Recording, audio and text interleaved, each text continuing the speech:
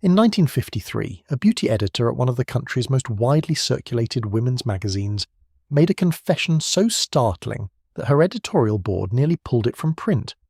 She admitted that she had, on the advice of her dermatologist, stopped washing her face with soap entirely.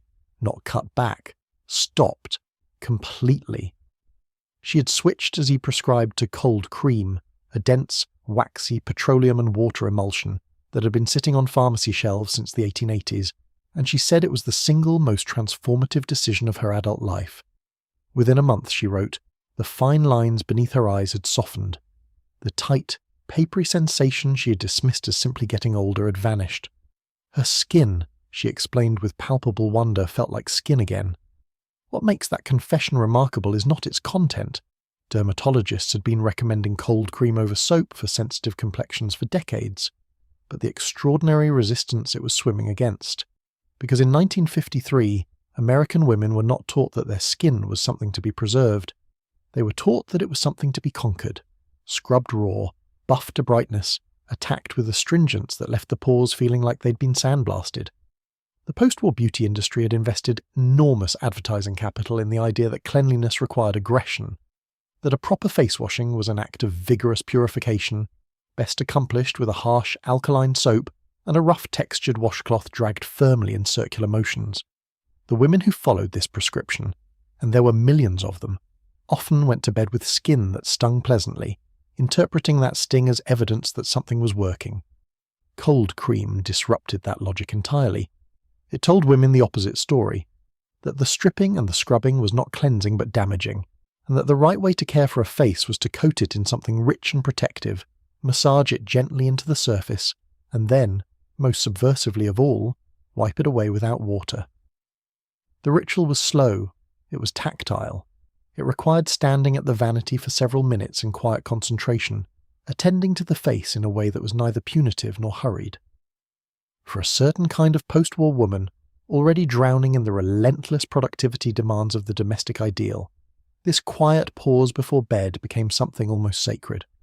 Pond's Cold Cream understood this before most of its competitors did. The company had been selling its original cream since 1846, when Theron Pond first extracted an extract from witch hazel bark and began marketing it as a healing salve.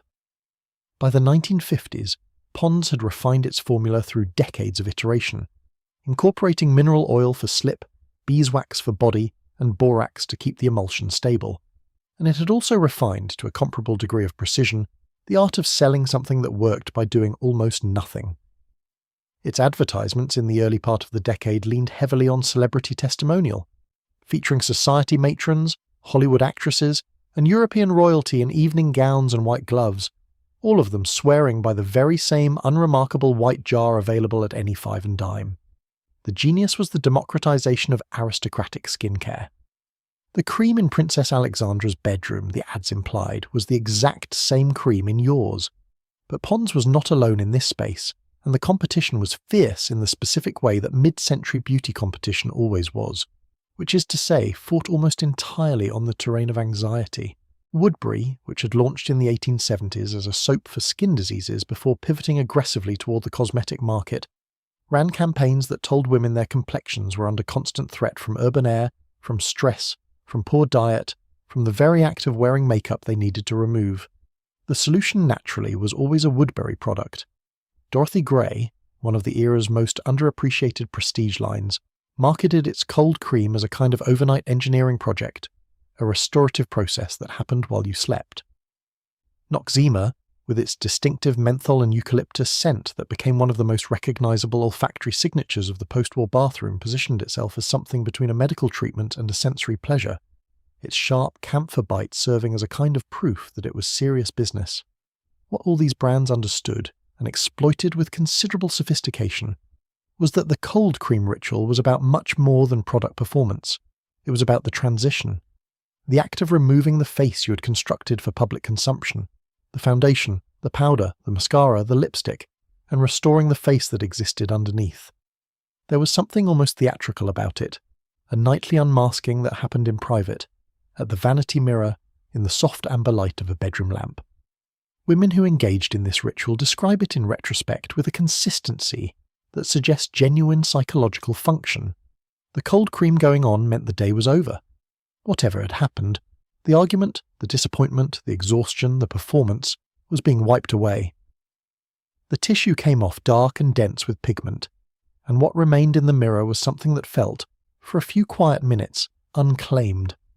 The ingredients themselves are worth dwelling on, because they tell a story about mid-century chemistry's relationship with the female body that is both fascinating and faintly troubling.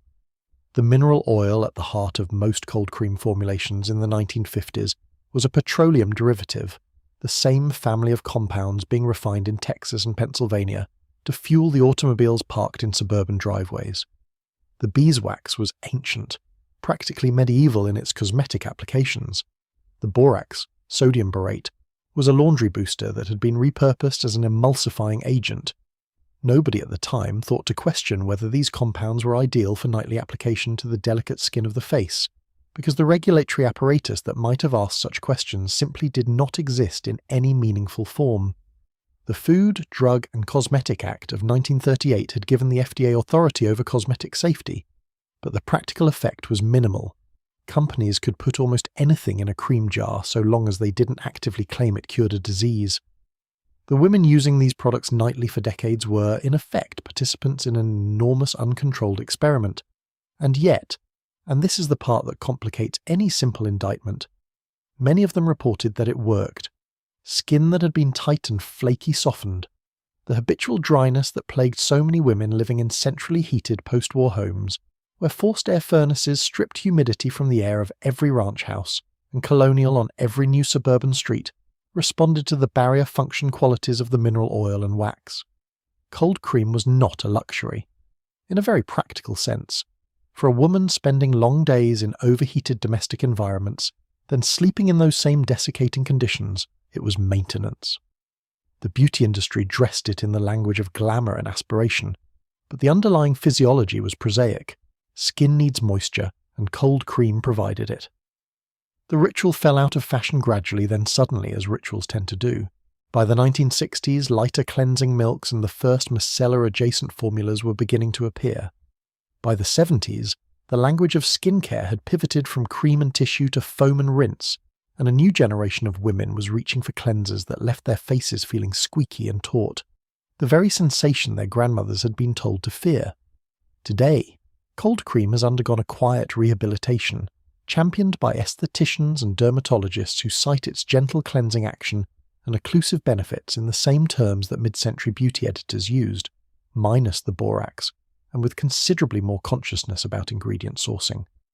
What the cold cream revolution of the 1950s gave American women was not just a cleaner face at bedtime. It gave them a permission structure, permission to slow down, to attend to themselves, to close the door and stand at the mirror for 10 uninterrupted minutes doing something that was neither productive nor sacrificial. In an era that demanded women be everything to everyone at every hour, the ritual of cold cream was an act of quiet, fragrant, tissue-wrapped resistance. And if the cream contained mineral oil and borax and beeswax harvested under conditions nobody thought to examine, perhaps we can be forgiven for noting that the resistance mattered anyway. That the impulse to tend to oneself, hidden behind the bathroom door in 1953, was its own kind of revolution. The marketing of cold cream was inseparable from the marketing of privacy, and that connection was not accidental. Advertisements in publications like Ladies' Home Journal and McCall's frequently depicted the cold cream ritual in bedroom or bathroom settings that were explicitly private. The woman at the mirror shown from behind or in profile, her face in the reflection composed and self-possessed in a way that implied the quiet was its own form of luxury. These were not the same advertisements that sold perfume or lipstick, which positioned their products in social contexts, the dinner party, the suitor, the admiring crowd. Cold cream existed in a different register entirely. Its advertising spoke to the woman alone with herself, and it offered her something that no social occasion could: the permission to attend only to herself, without reference to anyone else's gaze or approval. The specific texture of cold cream as a sensory object is worth considering, because sensory pleasure was as much a part of the product's function as its emollient chemistry.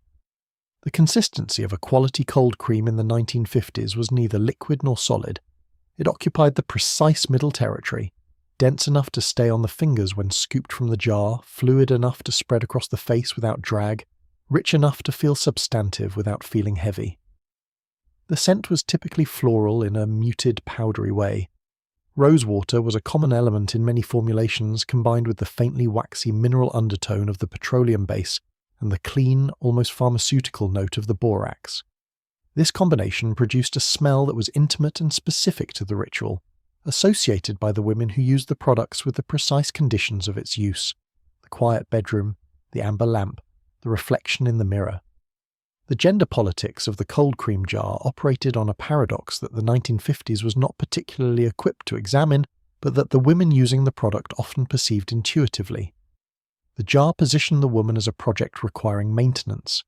Her face was something that needed to be regularly treated, managed, restored from the damage of daily life and daily wear. But the act of performing that maintenance was, in practice, an assertion of subjectivity rather than a submission to anyone else's standard.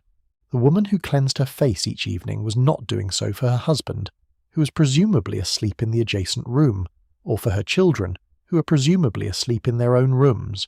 She was doing it for herself, for the woman who would occupy that face the following morning. There is something in this that the era's feminists of the following decade would struggle to articulate cleanly, because it existed outside the vocabulary they were developing. Self-care as a feminist act had not been theorized, but the practice preceded the theory by several decades. By the mid-1950s, the prestige end of the cold cream market had expanded to include formulations that incorporated new cosmetic chemistry with genuine innovation. Clinique would not arrive until 1968 with its dermatologist consultation model and its allergy-tested minimalism, but the precursors were already present. Dermatologists consulting for beauty companies, cosmetic chemists working in increasingly sophisticated laboratories, and a growing consumer awareness, encouraged partly by the popularity of the women's magazine health column, a format that was expanding rapidly in the 50s, that not everything in a cream jar was equally effective or equally safe. Advertisements for some of the higher-end cold cream products of the decade began making cautious appeals to scientific authority, mentioning laboratory development or dermatological testing in ways that had not been part of the cold cream marketing vocabulary a decade earlier. What the ritual ultimately preserved was not just the skin of the women who performed it nightly across the suburbs and cities of post-war America, but a daily contact with the self that the relentless sociality of the domestic ideal could easily erode. A woman who spent her days managing a household, raising children, maintaining a social calendar, producing the effortless domestic performances described elsewhere in this compilation. That woman could lose herself entirely in the execution of other people's requirements if she had no practice of attending to her own. The cold cream was, at minimum, a practice.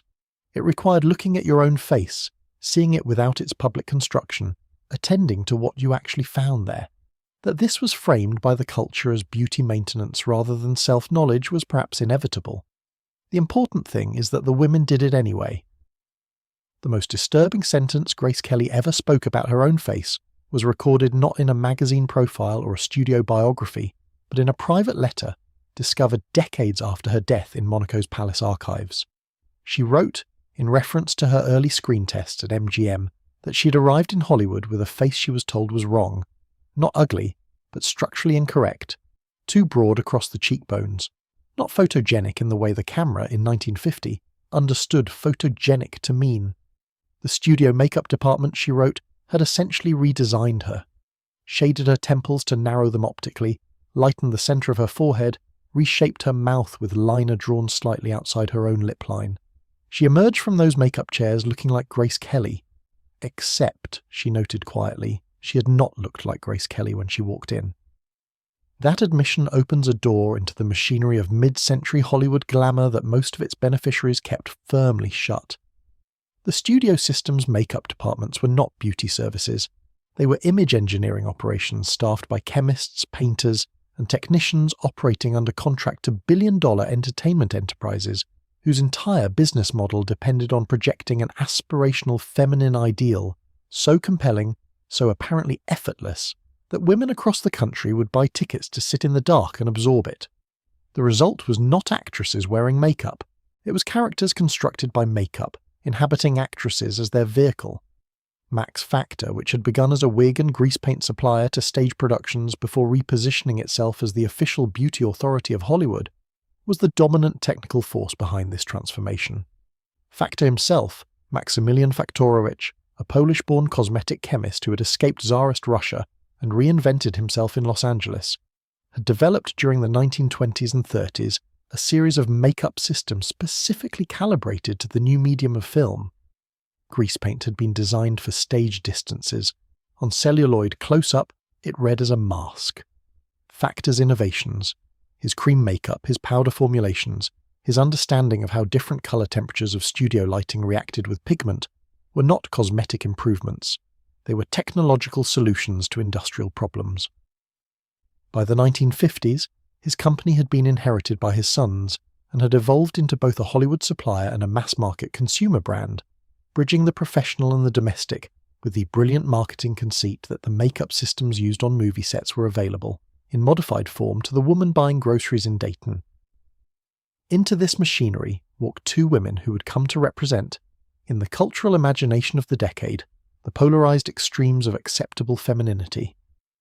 Grace Kelly and Marilyn Monroe are so freighted with retrospective symbolism at this point that it is almost impossible to see them clearly. But in the early 1950s, before the mythology calcified, what they represented was something more specific and more contested. Two competing answers to the question of what a woman's face was for. Kelly's answer, as constructed by studio makeup artists and reinforced by her own considerable intelligence about image management, was composed of restraint. Her makeup in her major film roles, whether in Rear Window, To Catch a Thief, or High Society, was architecturally precise and apparently minimal. The foundation was flawless but thin enough to suggest the absence of foundation. The eyes were defined with care but never overwhelmed.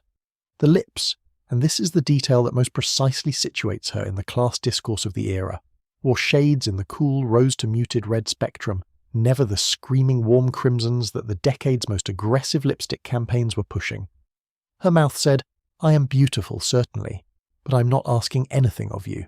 The effect was of privilege so complete it required no announcement. Monroe's answer was built on an entirely different structural principle, and the contrast was understood in real time, in ways that were not always charitable.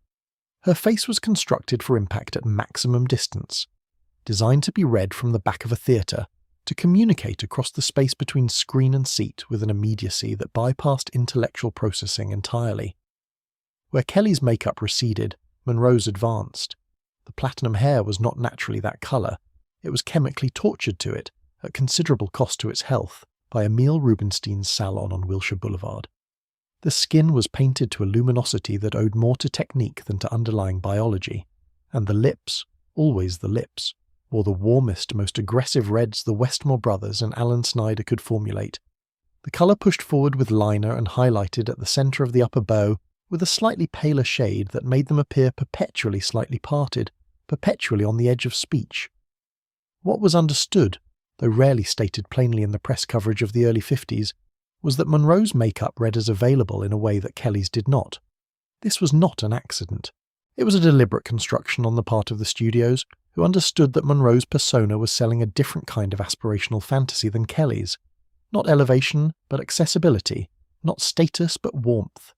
The tragedy embedded in this construction, which Monroe herself perceived with painful clarity, was that the face being sold as innocent and available had been manufactured by the same industrial machinery that manufactured Kelly's aristocratic composure. Monroe was no more naturally the woman on screen than Kelly was. She had simply been built to seem less constructed. The women sitting in movie theatres in 1952 and 1953 looked at these two faces and drew conclusions about which they were supposed to be. The beauty industry, watching from the sidelines, moved quickly to provide them with the tools for either direction. Revlon's Fire and Ice campaign of 1952, arguably the most sophisticated cosmetic advertisement of the entire decade, attempted a synthesis, a woman who was both Kelly's controlled elegance and Monroe's smouldering heat. The campaign's central question, posed in bold type across a full magazine page, was, "Are you made for fire and ice?" followed by 15 questions designed to reveal whether a woman was secretly daring enough to wear the shade. It was a masterwork of consumer psychology. The implicit message that most women reading it were almost but perhaps not quite adventurous enough to warrant the colour, combined with the availability of the colour at any drugstore for $1.49. Behind the scenes of these archetype performances lay a labour infrastructure that the fan magazines never depicted. The time commitment was extraordinary. Kelly routinely spent 2 hours in the makeup chair for productions that would show her face for less than an hour and a half of screen time. The discomfort was considerable. The heavy oil-based foundations of the period blocked pores with remarkable efficiency. Mascara in the early 50s was still formulated with resins and gums that, under the heat of studio lights, had a tendency to migrate and streak. False lashes, worn on set far more frequently than any advertisement acknowledged, were adhered with compounds that could, and did, damage the natural lash line over time. But the audience never saw any of that. They saw the finished artifact, and the finished artifact told them a story about femininity that was so vividly realised, so technically accomplished, so continuously reinforced across magazines and billboards and movie screens and television sets, just beginning to flicker in living room corners, that distinguishing the construction from the real became, for a generation of women, not merely difficult but conceptually foreign. The face in the mirror was supposed to aspire toward the face on the screen. That the screen face was itself assembled from chemistry and light and professional labour was simply not part of the available cultural vocabulary. Not in 1953. Not yet. The studio makeup chair of the 1950s was not a comfortable place to be, and the actresses who occupied it for hours at a stretch in the early morning hours before shooting began were, by the accounts that have survived in memoir and correspondence, not always uncomplaining about the experience. The process of constructing a screen face at the technical level, required by mid-decade film stock, the shift from orthochromatic to panchromatic film, and then the acceleration of colour filmmaking throughout the decade, each transition requiring new cosmetic calibrations, involved products and techniques that were, in various combinations, heavy, hot, odorous, and adhesive. The spirit gum used for false lashes and occasionally for brow reconfiguration had a sharp chemical bite. The powder used to set the foundation in preparation for the heat of the lights was applied in quantities that, before setting, gave the face a ghostly matte finish that required several additional minutes of buffing and blending to correct. The entire procedure, from bare face to camera ready, was a minimum of 90 minutes for a speaking role and could extend to 3 or 4 hours for period pieces or character work. The Westmore family, which by the 1950s had achieved something approaching a dynastic monopoly on Hollywood makeup artistry, with Perk Westmore at Warner's, Ern Westmore at Universal, Wally Westmore at Paramount, and Bud Westmore also at Universal, treated the technical challenges of each new project as engineering problems requiring custom solutions. When Technicolor arrived in earnest in the late 40s and early 50s, the Westmores spent months reformulating their foundations to correct for the ways the 3-strip process rendered different pigments.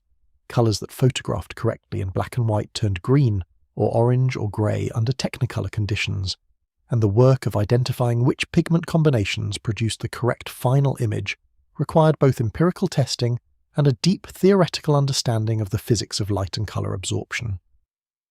The actresses themselves became, through decades of intensive work with these artists, sophisticated cosmetic practitioners in their own right.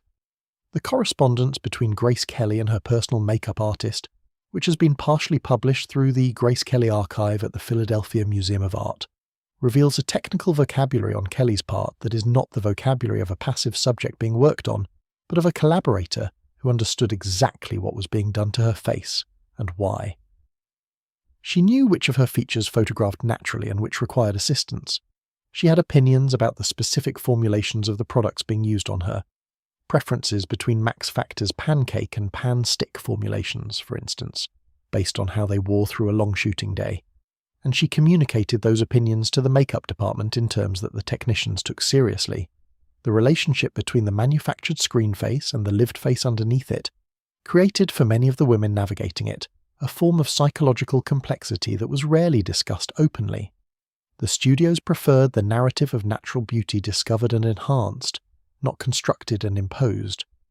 But the actresses who were most honest about the experience in later years tended to describe a relationship to their own faces that was fundamentally mediated by the image-making apparatus, a difficulty in experiencing the face without simultaneously evaluating it through the camera's probable lens, a kind of permanent aesthetic distance from one's own reflection.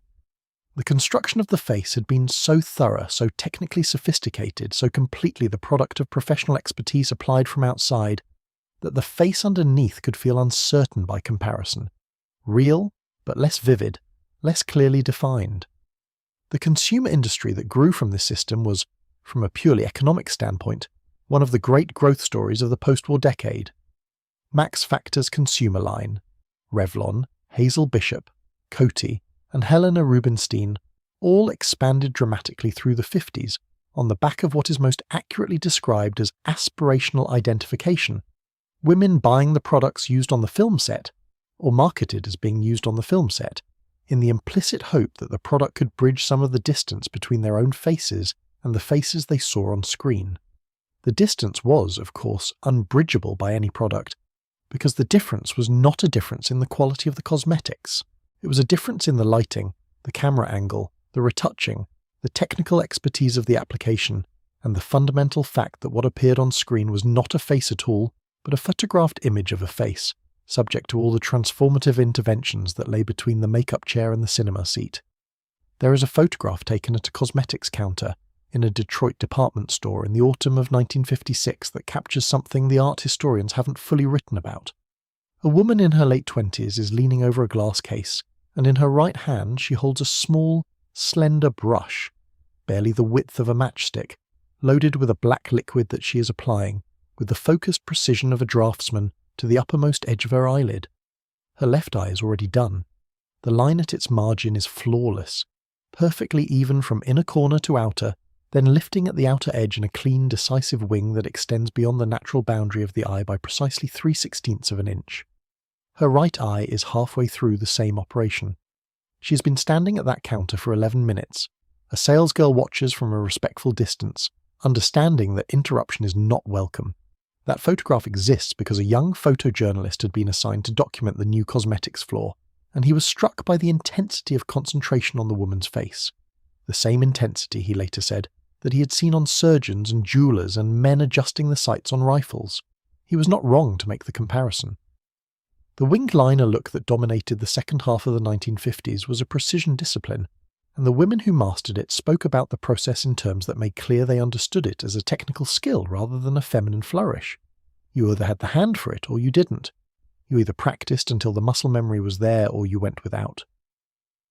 The technical evolution of the eyeliner itself, the substance, the formula, the delivery mechanism, is one of the more interesting untold industrial stories of the post-war beauty period. In the early 1950s, the dominant eyeliner for non-professional use was still the cake liner, a compressed block of pigment, usually carbon black suspended in a wax or soap base, that you moistened with a brush and applied wet. It was the same basic technology that Egyptian women had used with kohl millennia earlier, refined by the 19th century theatrical makeup trade, and eventually passed sideways into the civilian cosmetic market. The cake liner worked. It produced a good line, but it required two hands, one to hold the pot, one to apply, and in the small bathroom mirrors of post-war ranch houses and apartment walk-ups, the logistical challenge of working with an open pot, a separate brush, and a water source while also maintaining the steadiness necessary for a thin line was considerable. Liquid liner changed the physics of the operation and the timing of its mass-market introduction. Several brands launched formulations in the early 50s, with Helena Rubinstein's waterproof eyeliner and Maybelline's ultraliner among the most significant early entries, was not incidental. It coincided almost exactly with the popularization of the doe eye aesthetic through cinema. The wide-open, heavily defined gaze that characterized the decade's most imitated screen performances, and which required, to be replicated in civilian life, a line that was both thinner and more controlled than the cake liner could reliably produce. Liquid liner arrived in a small bottle with an integrated brush, initially a fine-pointed sable, later various synthetic alternatives, and the delivery system was self-contained. You could apply it at a vanity table, in a car's visor mirror, at a department store tester counter. You could load the brush, recap the bottle, and complete the operation with one hand while the other steadied your chin. The formulas themselves were, by modern standards, fairly alarming. The early liquid liners relied on shellac, a resin secreted by the lac bug, processed and dissolved in alcohol, as their primary film-forming agent. Shellac is a superb material for making records, varnishing wood and giving candy a glossy coating. Whether it belongs in the immediate proximity of the mucous membranes of the human eye is a question that the industry's chemists largely declined to ask in 1954. The pigmentation was primarily carbon black, occasionally replaced by iron oxides for liner that was brown rather than black. The solvents were aggressive. The drying time was fast, which was a practical virtue, and the resulting film, once dry, was rigid enough to crack if the wearer opened her eyes wider than the application had anticipated. Women who mastered the liner learned by experience to apply it with their eye in the position it would occupy during normal wear, not fully open, but in the relaxed position of a face at rest, so that the drying film would not fracture when the expression changed. The wing, the defining element of the look, the detail that has made the 1950s liner technique recognizable across decades of subsequent fashion cycles, was a geometric solution to an aesthetic problem. The problem was this: the heavy full lashes that were fashionable in the late 1950s, whether natural, mascara amplified, or augmented with strips of false hair adhered with spirit gum along the lash margin, created a visual weight at the outer corner of the eye that, without the liner wing, tended to drag the eye shape downward. The wing, a clean line that began at the outer corner of the upper lash margin and extended at a slight upward angle before tapering to a sharp point, countered that weight visually, lifting the eye shape and creating the impression of a broader, more open gaze. It was, in other words, an optical correction applied with cosmetic technique, a piece of visual engineering disguised as decoration. Different women found different solutions to the problem of drawing the wing consistently. Some used the lower lash line as a guide, extending its trajectory beyond the outer corner and following that angle upward. Some stretched the outer corner of the lid laterally with one finger while applying, a technique that worked but required considerable practice to produce a line that remained clean when the stretch was released and the skin returned to its natural position. Some made the wing in stages, the horizontal base, then the upper edge, then filling in the resulting triangle. The department store beauty counter became, in this period, an informal school where women compared methods and watched each other work, with the frank curiosity of apprentices at a craft. The symbolism of the look requires some unpacking, because the doe eye aesthetic was not a neutral fashion choice, and the women who wore it, particularly the younger women who adopted it most enthusiastically by the middle of the decade, were not entirely unaware of its politics. The wide-open, heavily defined gaze reads on the face as attentive, as receptive, as slightly surprised. It is optically the opposite of a narrowed or half-closed eye, which reads as skeptical, knowing, closed off. Beauty culture in the 1950s overwhelmingly rewarded the appearance of open receptiveness in women and discouraged anything that could be read as guarded or evaluating. The doe eye was the period's preferred feminine expression made literal in cosmetic technique. Wide open, beautifully defined, and pointed in your direction, and yet the liner itself, the actual mechanical labour of drawing it, was anything but passive. The woman at the Detroit cosmetics counter, bent over that glass case with her fine brush and her bottle of shellac and carbon, was engaged in an act of intense concentration and technical skill. The face she was constructing required more expertise than most of the tasks she performed in the rest of her day. The product told a story of softness and availability. The production of it required a steadiness of hand and a precision of execution that had nothing soft about it at all. By the early 1960s, the liner look would evolve into something more explicitly dramatic, thicker, more graphic, eventually shading into the mod extremes of the mid-decade. But the fundamental technique established in the laboratories and beauty counters and bathroom mirrors of the 1950s has never entirely disappeared. Every liquid liner tutorial produced in the current era, every beauty influencer demonstrating the cat eye for a phone camera in her bathroom, is working from the same basic formal vocabulary that was being developed and democratized in Detroit department stores and Helena Rubinstein laboratories in 1954. The technology has changed. The shellac has been replaced by acrylates and film-forming polymers with considerably better safety profiles. The bottles have acquired felt-tip applicators and precision pens, but the line, the precise, controlled, slightly lifted mark at the upper lash margin, remains exactly what it was, a piece of geometric problem-solving disguised as glamour. The microeconomy of the cosmetics counter in the mid-century American department store was a social ecosystem that has never received adequate historical attention, and its losses, in retrospect, genuinely significant.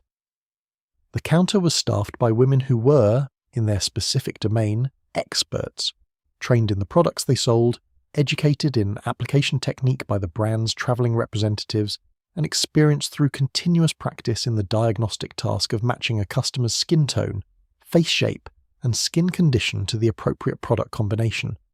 The job was classified at the time as retail sales, compensated at retail wages, and afforded the status of retail employment, which in the 50s, hierarchy placed it several rungs below the professional occupations that were slowly becoming available to women.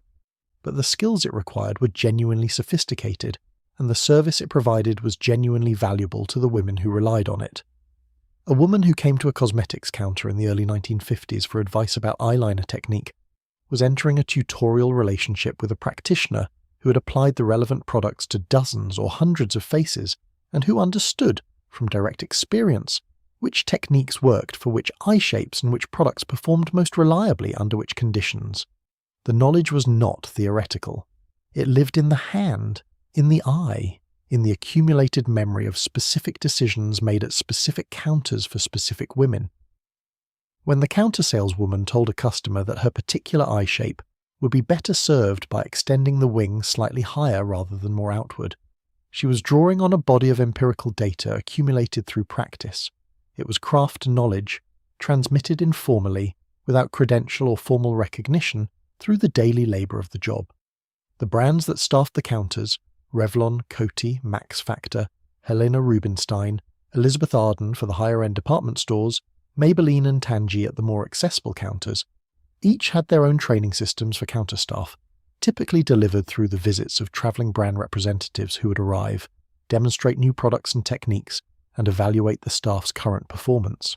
The competitive intensity of the mid-century cosmetics market meant that brands invested significantly in this training infrastructure, understanding that the counter saleswoman was the brand's most immediate human representative, and that the quality of her knowledge and her manner would determine whether the customer left with a purchase or walked across the aisle to a competitor.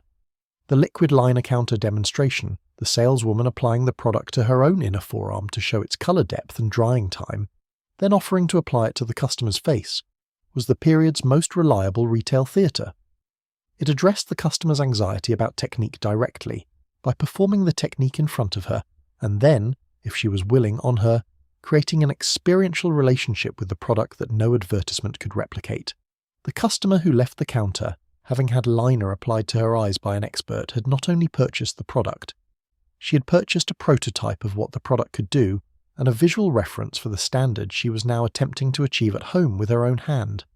She also had, in many cases, a genuine human connection to the saleswoman who had helped her, a relationship that would bring her back to that counter rather than another, and would make her more likely to return when the next season's colours were introduced, and she needed guidance on which of them suited her. The liquid liner itself underwent continuous formula refinement throughout the decade, driven by the practical complaints that filtered back to the laboratories through the counter experience. The shellac-based formulas of the early years were too brittle for some eye shapes and too water-sensitive for humid climates. The pigment suspension in some formulations was unstable, settling to the bottom of the bottle between uses and requiring vigorous shaking that then introduced air bubbles that interfered with a smooth line. The brushes on the first integrated applicators were often too stiff or too floppy for consistent results.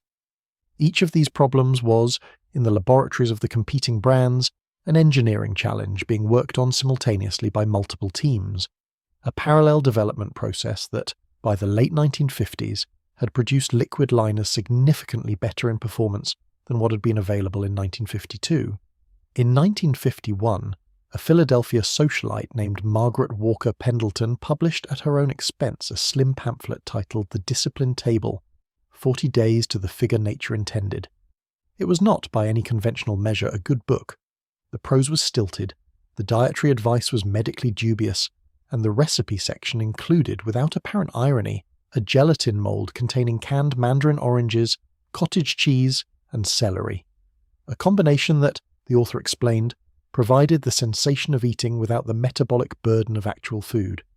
The pamphlet sold 4,000 copies in its first month through word of mouth alone.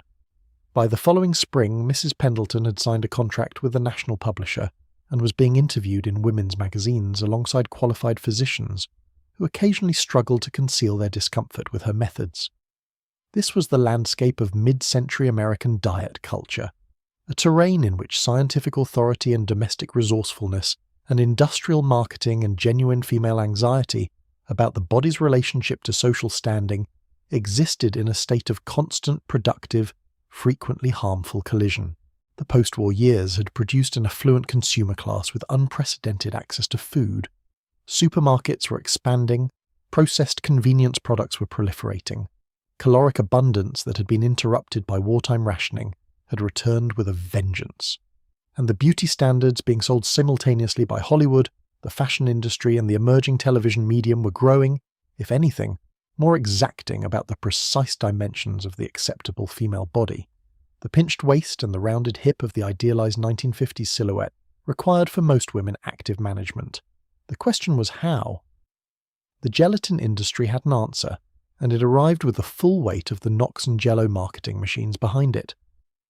Nox Gelatin, the powdered, unflavoured collagen product that had been manufactured in Johnston, New York since 1890, had spent decades positioning its product as a nutritional supplement. First for hair and nails, where the protein-building mythology was most durable, then, as the dietary consciousness of the mid-century began to crystallise, as a diet food. The logic was elegant in its simplicity. Gelatin was protein. Protein was filling. Gelatin dissolved in liquid produced a substance that expanded in the stomach, providing the physical sensation of satiety without contributing meaningful calories. Nox's advertising in the early 1950s pushed this narrative hard, providing recipes for clear gelatin soups, for moulded vegetable aspics, for gelatin dissolved in fruit juice and chilled to a texture somewhere between a beverage and a meal. The women receiving these advertisements were encouraged to think of the envelope of unflavoured gelatin as a tool for engineering their own appetite. Jello had its own approach, more colourful in both the literal and the figurative sense. The company's recipe booklets, distributed free through women's magazines, grocery stores, and Jello's considerable advertising presence, provided an astonishing variety of moulded preparations that existed in the uncertain space between food and decoration. There were tomato aspic rings studded with diced celery and green olive, intended to be served on a lettuce leaf as a first course at a dinner party. There were lime gelatin moulds containing suspended cream cheese and crushed pineapple, presented as festive desserts. There were dietary gelatin preparations that replaced the sugar with saccharin, the dominant artificial sweetener of the period, used despite persistent and largely ignored concerns about its safety, and were marketed explicitly to women watching their figures. The caloric mathematics of these preparations were, at least partially, real. A cup of sugar-free gelatin genuinely does contain very few calories. That the nutritional picture was otherwise almost entirely blank. Gelatin provides protein of a quality too poor to support any meaningful biological function, contains no significant vitamins or minerals, and offers nothing that could legitimately be called nourishment, was a distinction the marketing did not encourage women to draw. The tomato juice approach occupied an adjacent lane in the mid-century dietary landscape. The idea that tomato juice was in some fundamental sense a slimming food had origins in the 20s and 30s, when the first calorie-counting diet manuals were reaching mass-market audiences, and tomato juice, low in calories, available in cans, associated through unclear logic with European spa culture and the dietary habits of thin European women, acquired a reputation as a weight management tool that far exceeded any evidence for its efficacy. By 1950, the morning glass of tomato juice had become, in certain social strata, as ritualized as the morning cup of coffee, a performance of dietary virtue accompanied frequently by a single soft-boiled egg and a single piece of unbuttered toast that signalled to anyone observing that the woman at the breakfast table was not a woman who let herself go. The egg yolk component of this ritual deserves particular attention because it illustrates the nutritional paradox at the heart of mid-century diet thinking.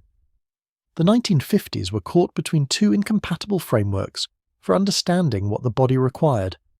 One framework, rooted in pre-war nutritional science and the domestic economy of scarcity, held that protein was the essential dietary virtue, the thing that built and maintained the body, and that was best provided by animal products, meat, eggs, dairy.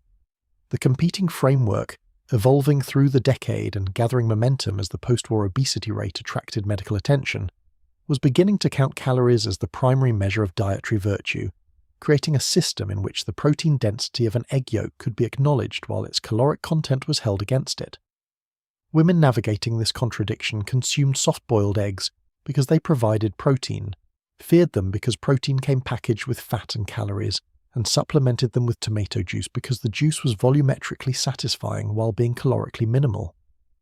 Meanwhile, the pharmaceutical and quasi-medical diet industry of the period was doing things considerably more dangerous than gelatin molds and tomato juice. Amphetamine-based diet pills, sold under brand names like Benzedrine and Dexedrine, and, later, the more evocatively named Dexamyl, which combined an amphetamine with a barbiturate to smooth the stimulant edge, were prescribed with extraordinary casualness by general practitioners throughout the decade. The medical literature of the period contains genuinely staggering statistics. Surveys conducted in the mid-1950s suggested that the majority of American women who visited a doctor complaining of weight had been offered or prescribed some form of stimulant medication. The pills worked, in the narrow sense that they suppressed appetite and increased metabolic rate. The costs, dependency, cardiovascular strain, psychological effects, the whiplash of weight regain when the prescription ended, were consequences that the decade's medical culture largely deferred. The high society calorie counting manuals that circulated through country clubs and junior league chapters in the middle part of the decade represented a more genteel approach to the same obsession. Books like Gaylord Houser's Look Younger, Live Longer, which was not technically a calorie counting manual but functioned as one in practice, advocating for specific low-calorie foods elevated to near mystical status, reached enormous audiences through social networks that operated on prestige rather than advertising. Hauser, a German-born nutritionist of indeterminate credential who had attached himself to a circle of Hollywood celebrities including Greta Garbo, pushed what he called the wonder foods: brewer's yeast, blackstrap molasses, wheat germ, yogurt, and powdered skim milk, as the dietary foundations of health and slenderness. The specific caloric content of these recommendations was secondary to their cultural cachet. They were what the thin European actresses ate. That was enough. What emerges from the mid-century dietary landscape viewed from any distance at all is a picture of extraordinary ingenuity deployed in the service of a standard that was, for the majority of women expected to meet it, biologically arbitrary. The bodies of 1950s women were not inclined toward the pinched waist of the New Look silhouette, any more than the bodies of women in any other era. What varied was the sophistication of the industry that had developed to convince them otherwise, and the growing arsenal of gelatin molds, saccharin tablets, tomato juice rituals, and physician-dispensed amphetamines available to help them try. The Metrocal phenomenon, which arrived at the very end of the 1950s and immediately transformed the diet food landscape of the early 60s, is best understood as the culmination of the decade's dietary anxieties given a specific, medical-seeming, commercially brilliant form. Mead Johnson, the pharmaceutical company that launched Metrocol in 1959, developed the product as a liquid meal replacement, a can of flavoured nutritional formula, sweet and milky, that provided 425 calories, along with a calculated proportion of protein, fat, carbohydrate, vitamins, and minerals that was designed to substitute for a full meal. The company initially marketed it through physicians and pharmacies, deliberately positioning it as a medical product rather than a diet food, and the effect on consumer perception was everything the marketing department had hoped for. Metrocol felt like medicine, which meant it felt like science, which in 1959 meant it felt like the future. But Metrocol was not the first meal replacement. It was the first commercially successful one.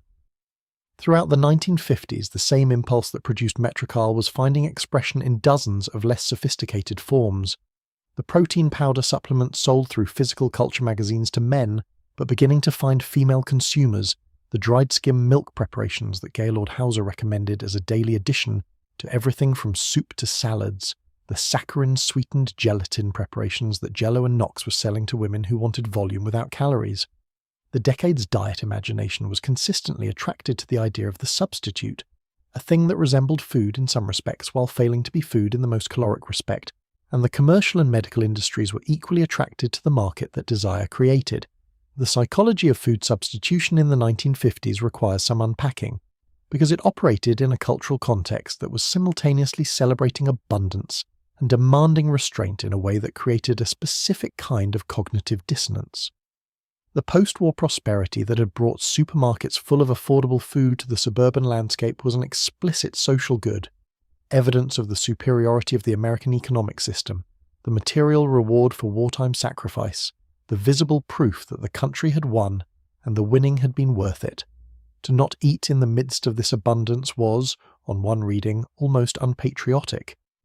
But the beauty standard being simultaneously enforced through every medium available demanded a body that the full enjoyment of post-war food abundance made impossible to maintain. The resolution of this contradiction was the substitute. You ate, but you ate something that resembled eating without constituting it in the metabolically significant sense. You participated in the meal, but the gelatin mold on your plate contained so few calories that your participation was technically a form of restraint disguised as indulgence. The diet fad culture of the 1950s was not fundamentally about food. It was about managing the performance of eating within a social world that simultaneously required the performance of abundance and the performance of restraint. The role of women's magazines in perpetuating this system is complicated enough to warrant a sentence of honest acknowledgement. They were complicit, and they knew it. The same issue of McCall's that ran a 4-page food feature celebrating the season's best casseroles and pie recipes would contain 2 pages later a diet advice column explaining how to lose 15 pounds before summer. The contradiction was not experienced by the editorial staff as a contradiction, or at least not as one requiring resolution. It was experienced as balance, the food feature for the women who needed recipes, the diet column for the women who needed restraint. That the need for restraint was created partly by the food feature, and that both were created by an editorial environment driven by advertising revenue from food manufacturers and diet product manufacturers simultaneously, was a system logic that the era's media criticism had not yet developed the vocabulary to name. The psychological cost of this diet culture, and there was one, significant and well documented by the psychologists and social workers who were beginning to study it by the late 1950s, was borne almost entirely by women. The food anxiety that mid-century dietary culture produced was not uniformly distributed.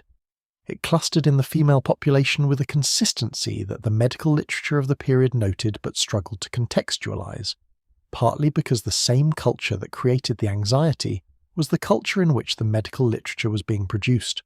The doctors who observed that their female patients were engaging in dangerous patterns of food restriction, stimulant use, and compensatory behavior were embedded in the same social world that had generated those patterns, which made it difficult to identify the problem as systemic rather than individual.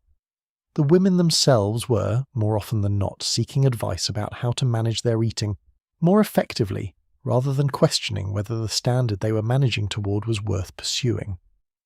The first thing you need to understand about the pin curl ritual is that it was not, by any reasonable measure, comfortable. The standard procedure, still being performed in millions of American bedrooms in the middle of the 1950s, involved dividing damp, setting lotion-soaked hair into sections, rolling each section into a flat spiral against the scalp, and securing it with a clip that bit the curl firmly to the head. You then slept on this structure, for the entire night, on the pillow of your bed, wearing a hairnet over the entire assembly to prevent the curls from loosening, with the metal clips pressing into your scalp at 10 or 12 or 15 contact points. Women who had been doing this since adolescence described the sensation in retrospect with a matter-of-factness that suggests they had never considered it optional. The clips woke them up when they rolled onto the wrong section, and they adjusted and went back to sleep, and in the morning the result was worth it. The women who said this were not lying. The result genuinely was worth it. At least it was worth it by the terms that 1955 America had established for evaluating a woman's appearance. The physics of the pin curl are, once you understand them, elegant. Hair is composed primarily of keratin, a fibrous protein whose molecular chains are cross-linked by disulfide bonds that give the fibre its shape memory. When hair is wet, these bonds temporarily relax, allowing the keratin chains to slide into a new configuration. If the wet hair is held in a particular form, wrapped around a curl, bent into a wave. While the water evaporates, the hydrogen bonds in the protein reform around the new configuration, and the hair retains that shape until the next time it encounters significant humidity. This is why pin curls worked beautifully in the dry warmth of a centrally heated ranch house, and melted back to their natural state within 20 minutes in the steam of a kitchen or the muggy air of a summer afternoon. The setting was real. The hair genuinely had been temporarily restructured at a molecular level. It was also fragile, contingent, and entirely dependent on atmospheric conditions remaining favourable. The setting lotions applied to the hair before the curling process were designed, with varying degrees of chemical sophistication, to supplement the hair's own structural memory and provide some measure of humidity resistance. The earliest widely available commercial setting lotions of the post-war period were essentially diluted gum or resin solutions. Dippity-Doo, perhaps the most iconic brand of the era, was a transparent green gel that relied on gum coria, a plant exudate used in food products as a thickening agent. Tame Cream Rinse, originally positioned as a conditioner but used by millions of women as a setting medium, contributed a light film-forming coating to each strand. More aggressive solutions used synthetic resins that provided greater humidity resistance at the cost of a slightly stiff, tacky feel that required vigorous brushing to soften after the set was removed. The tools were simple, and the technique was learned in most cases from mothers or older sisters, or the women in the neighbourhood who happened to have the gift of the curl. There was no YouTube tutorial in 1952. There was no beauty school course in pin curling available to the average suburban housewife. What existed was a knowledge transmission that operated through observation and hands-on instruction. You watched someone do it, you asked questions, you practiced on your own hair until the results were acceptable. The clips themselves, the Marcel clips or the flat duckbill clips or the double-prong alligator clips that each produced slightly different results in the finished wave, were accumulated over time, a collection of small steel implements gathered in a bathroom drawer alongside bobby pins and a rat-tail comb, and a bottle of setting lotion that was 3/4 empty. The section-by-section choreography of the set was itself a learned art. How the curl was wound, over the finger or under, clockwise or counterclockwise, determined the direction of the wave when the set was released. Curls wound in alternating directions on adjacent rows produced the soft, interconnected wave pattern that was the aspirational ideal of the early and middle part of the decade. Curls wound all in one direction produced a more pronounced, uniform wave that read as slightly more old-fashioned even within the period. The distance of the section from the scalp and the tightness of the curl determined the texture of the finished result. Tight curls set close to the scalp produced the dense, short wave that worked for women with very short cuts, while longer sections wound more loosely, produced the fuller, bouncier effect that the decade associated with femininity and youth. Mourning, the reverse of this operation, was a ceremony in its own right. The hairnet came off first, then the clips, removed one at a time and set into a pile or slipped back into the drawer. Then the brush, a paddle brush or a boar bristle brush, working through each curl section in a specific sequence designed to meld the individual spirals into the continuous wave rather than leaving them as discrete ringlets. The direction of the brush determined the direction of the final style. Too much brushing and the wave lost definition, becoming a frizz. Too little, and the curl sections remained visible as separate forms rather than blending into a flowing whole. The woman standing at the vanity mirror on a Wednesday morning in 1954, working through her set with a boar bristle brush, was engaged in a process that required the same calibrated judgment as any other craft. Enough force, but not too much. Enough repetition, but knowing when to stop. Hazel Bishop, the chemist who in 1950 became primarily famous for her no-smear lipstick but whose technical interests ranged across the full landscape of hair and cosmetic chemistry, wrote in a trade publication in 1953 that the domestic hair-setting ritual as practiced by American women represented one of the most sophisticated applications of applied chemistry that existed at the household level. She was making a point about chemical literacy, about the fact that women performing these rituals were working with real substances undergoing real physical and chemical transformations, whether or not the vocabulary they used for it came from laboratories. She was also implicitly making a point about the undervaluation of domestic technical skill, the tendency of a culture that classified the pin curl as a vanity practice to miss the expertise embedded in it. The post-war hair care industry was, by the mid-1950s, enormous. The consumer expenditure on setting lotions, clips, nets, brushes and related accessories ran into the hundreds of millions of dollars annually. Helene Curtis, based in Chicago, had built a hair care empire partly on the back of its Suave setting lotion, and would continue to expand through the decade. Tony Home Permanent, the cold wave kit that allowed women to give themselves permanent waves at home rather than paying salon prices, had fundamentally altered the economics of hair care after its introduction in 1947, and the combination of a home permanent base with pin curl setting technique was the dominant hair management system for the majority of American women who could not afford weekly salon visits. The sociology of the pin curl ritual is inseparable from the sociology of time. The full set, damping the hair, applying lotion, sectioning and rolling, took between 45 minutes and an hour for a woman experienced in the technique. Add the sleeping time, the careful removal, and the morning brushing, and you have a hair management system that consumed between 10 and 12 hours of every week for women who kept it up consistently. This was not incidental time. It was time that had to be scheduled around everything else: the children, the cooking, the housekeeping, the social obligations of the suburban domestic ideal. The women who maintained the pin curl set did so by building it into their rhythms. Setting on Tuesday and Saturday nights became as fixed as church on Sunday morning. The ritual was not additional, it was woven into the structure of the week. What the pin curl gave a woman in 1955 beyond the wave itself was a claim on her own future appearance. Unlike the blow-dry and its immediate result, the pin curl was a bet placed the night before, an act of faith that the work done in the bathroom at 10 o'clock would pay out in the mirror at 7 the next morning.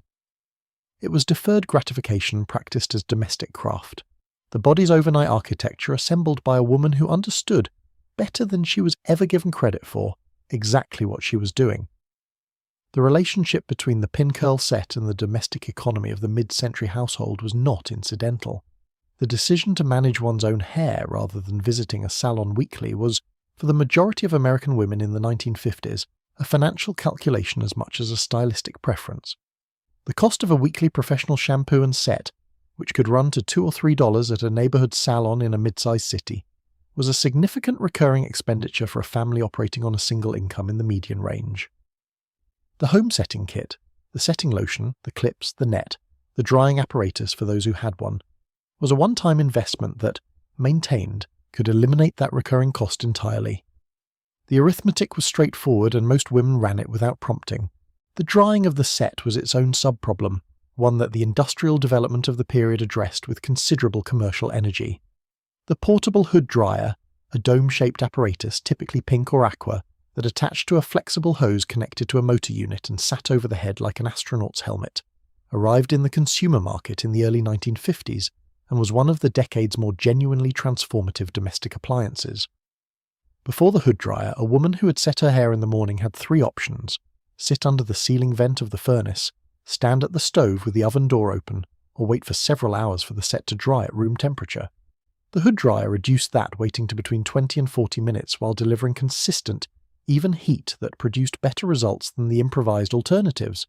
The hum of the hood dryer became, in the 1950s domestic soundscape, as characteristic as the wringer washer or the vacuum cleaner, one of the acoustic signatures of the post-war home in the morning hours.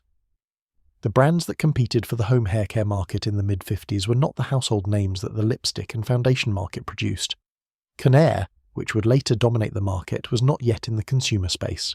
The major players were Helene Curtis, whose Suave line had achieved genuine mass-market penetration, and a collection of regional and specialty brands that competed on the basis of specific product performance claims: longer hold, better humidity resistance, easier to remove. The advertising language for these products was notably more functional than the aspirational language that characterized cosmetics advertising generally. Setting lotion advertisements talked about how the product worked, not simply about how using it would make you feel. This functional register was partly a reflection of the practical orientation of the consumer being addressed. A woman who was setting her own hair at home was not primarily interested in romance. She was interested in results that would survive the commute to work, the school pickup, and the dinner party without requiring a visit to a salon. The intergenerational dimension of pin curl expertise is something that family historians have only recently begun to document with the seriousness it deserves. The transmission of technique from mother to daughter, or from grandmother to granddaughter, or from aunt to niece, was a form of knowledge inheritance that carried emotional significance beyond the information being transmitted. To be taught how to roll a curl by someone who had been rolling them for 30 years was to enter into a lineage of feminine competence, to receive a gift that was simultaneously practical and effective. The clips in the drawer were often the clips that had belonged to a mother or grandmother. The setting lotion might have been the same brand that the family had used for a generation. The technique was an artifact of continuity in a decade that celebrated novelty. The decline of the pin curl as the dominant domestic hair setting technique came not as a single event but as a slow displacement. The home permanent arrived first, offering a wave that lasted through multiple washings and eliminated the daily resetting labour at the cost of a 4-hour chemical procedure every 6 to 8 weeks. Then the introduction of electric hot rollers in the early 1960s offered a setting technique that worked on dry hair, eliminated the overnight wearing of clips, and reduced the setting process from an hours-long procedure to a 20-minute one. Each of these innovations addressed a real inconvenience of the pin curl system, and each captured a share of the market that the pin curl had previously occupied. The bobby pin and the clip did not disappear from bathroom drawers. They are there still, in the back of vanity drawers across the country, mixed in with other small metal objects that have lost their context. But the nightly ritual of the set, with its lotion and its clips and its net and its morning brushing ceremony, belongs now to the history of domestic technique rather than to living practice.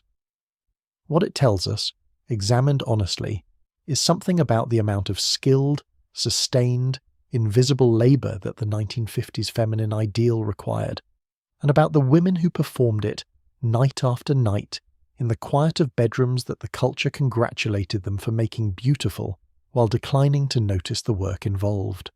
In 1954, a finishing school in Pasadena, California, issued its prospectus for the coming academic year with a detail that has never entirely left the cultural imagination.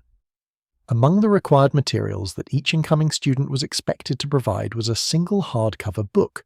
Any hardcover book, the prospectus specified, though it noted that thick reference volumes were preferred over novels, which the student would carry balanced on her head for the entire duration of the 8-month program, whenever she was standing or walking within the school's premises. Not as an occasional exercise, not during the designated posture class. Always, every hallway, every classroom, every trip from one building to another, the book was the external spine the school was installing to replace the internal one it suspected its students had never properly developed. By the end of 8 months, the reasoning went, the habit would be internalized. The book would no longer be necessary. The woman would carry herself as if it were still there. This detail, the book, the posture, the 8 months of constant physical correction, has become the shorthand by which mid-century finishing school culture is remembered, usually in a register somewhere between affectionate nostalgia and condescending amusement. What that shorthand misses is the genuine seriousness of purpose embedded in the finishing school enterprise, and the way that seriousness, however culturally constrained, however entangled with class privilege and gender conformity, addressed real social anxieties experienced by real women navigating a world with rigid and unforgiving rules. The finishing school was not, or not only, a factory for producing docile young women. It was, in its own terms, a professional training program for a specific and demanding set of social roles, and the women who attended them often understood it as exactly that. The post-war American finishing school, distinguished from the pre-war model, which had been more exclusively upper class, by its expansion into the middle and upper middle class through the new prosperity of the post-war suburban economy, occupied a strange position in the cultural landscape. On one side, it was clearly a conservative institution. It existed to transmit codes of feminine conduct that were hierarchical, racially exclusive, and deeply invested in the maintenance of class boundaries. The grammar of a proper introduction, the specific sequence in which names were spoken, the tilt of the head, the extension of the hand, was not a neutral social tool. It was a signal of membership in a social world that explicitly excluded people who had not been taught the signal. The charm school was, among other things, an admissions gate. On the other side, it offered something that its critics have persistently undervalued: practical competence. The women who attended the most serious programs emerged with a navigational toolkit for high social stakes situations that was genuinely useful. They knew how to enter a room of strangers and introduce themselves without the panic of not knowing the convention. They knew how to manage a dinner table for 12 with crystal and china and multiple courses and the complex interpersonal dynamics of mixed status guests. They knew how to move in formal clothes, how to lower yourself into a chair in a pencil skirt without hiking it or sitting on the hem, how to manage a full skirt when sitting, how to exit a car without either ungainliness or the inadvertent revelation of underwear.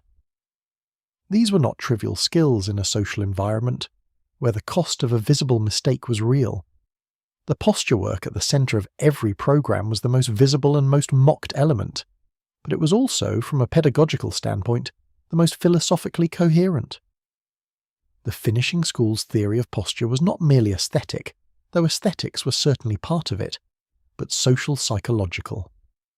The body position of a woman entering a room communicated to every person in that room a package of information about her status, her confidence, her relationship to the space she was entering and the people already in it.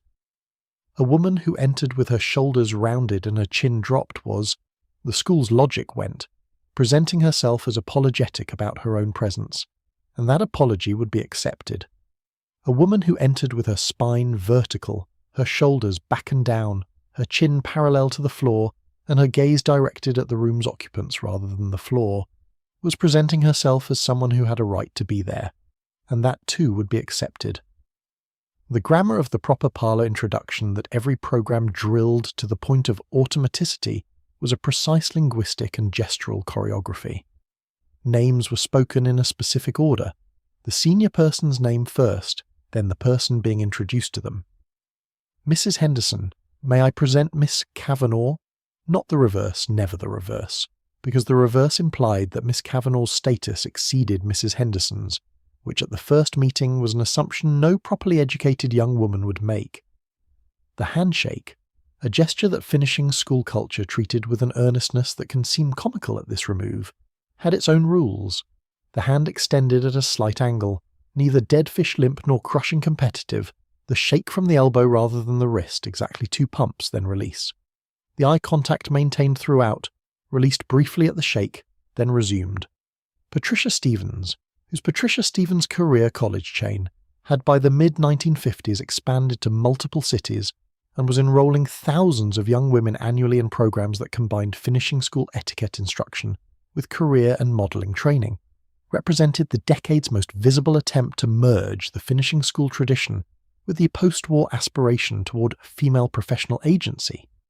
Stevens understood that the market for pure finishing school training, which had always been the province of the genuinely wealthy, was not the market she was addressing.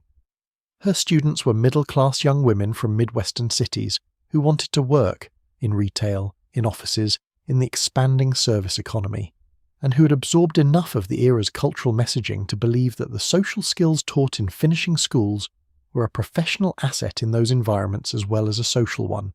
Stevens was not wrong. In the specific context of 1950s professional culture, they were. The conversational standards taught in the better finishing programs were perhaps the subtlest element of the curriculum, and the one that has aged most interestingly. The rule about never discussing money was understood. The rule that a properly educated young woman did not volunteer information about the cost of anything she was wearing, owned, or had done. The rule against controversial topic introduction was taught with equal firmness. A guest at a dinner party did not raise politics, religion, or anything that might create disagreement. The conversation was to be steered toward neutral ground. Travel, the arts, recent events of a pleasant variety, the accomplishments of absent mutual acquaintances described with appropriate warmth. These rules, held from the outside, looked like training in avoidance. Held from inside the social world they were designed for, they were something else. A technology for maintaining the pleasantness of mixed company social encounters in an era when the gulf between social groups on the topics being avoided was genuinely vast. The criticism that finishing school culture prepared women exclusively for passivity and social performance, while training them away from the development of substantive opinions or real intellectual confidence, is not unfair. The grammar of the proper introduction teaches nothing about the quality of the ideas being exchanged once the introduction is complete. The book on the head teaches nothing about where you are going. What it does teach is how to walk there as if you know you have a right to arrive, and there is something in that. Something that the women who attended these programs, interviewed in later decades, frequently articulate with a precision that complicates any easy dismissal. The confidence that comes from physical composure is real. The freedom from social anxiety that comes from knowing the conventions is real. The question, the real question, the one that the 1950s was not equipped to ask, was what else beyond composure and convention was needed. What the book on the head could not teach, that the room you had learned so elegantly to enter might be the wrong room, that the social order you had been trained to navigate smoothly might be worth questioning, that the woman who arrived at the parlour door with her spine straight and her chin parallel to the floor might have things to say that the grammar of the proper parlour introduction was designed to prevent her from saying. The racial dimension of charm school culture in the 1950s is a history that the dominant narrative of finishing school tradition has consistently underwritten, and correcting that omission requires confronting the extent to which the social grammar being transmitted in these institutions was not simply the grammar of a class, but the grammar of a race, specifically of white European-descended American society, encoded as a universal standard of refinement. The rules of the proper introduction, the conversational constraints, the posture norms, the table manners, none of these was culturally neutral. They were the conventions of a specific social world that had designated itself the normative standard and which operated finishing schools partly as mechanisms for policing access to that standard. Black women in the 1950s were not absent from the formal transmission of social skills and self-presentation expertise. They were simply operating in a parallel infrastructure that the dominant culture rendered largely invisible. The African American debutante tradition, which had its own long history through organizations like the Lynx, Incorporated and Jack and Jill of America, produced its own training in social presentation and formal etiquette.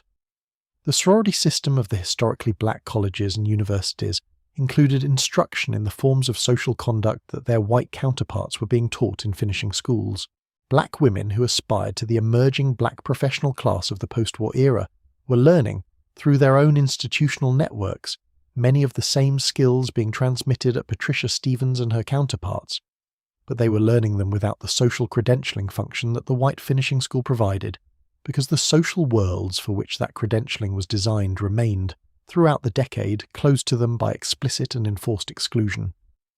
The charm school's relationship with the post-war professional aspirations of its students, specifically the way Patricia Stevens and her imitators bridged finishing school tradition with job training, revealed a tension at the heart of the institution's purpose that the decade was not quite able to resolve.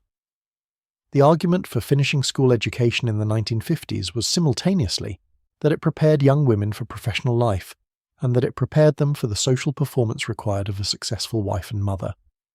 These two preparation functions were not obviously compatible. The skills most useful in the first application, clear professional communication, confidence in mixed-gender group settings, the ability to present complex information persuasively, were not the same as the skills most useful in the second. Deference to social hierarchy, management of conversational conflict through avoidance rather than resolution, the subordination of personal opinion to the maintenance of social harmony.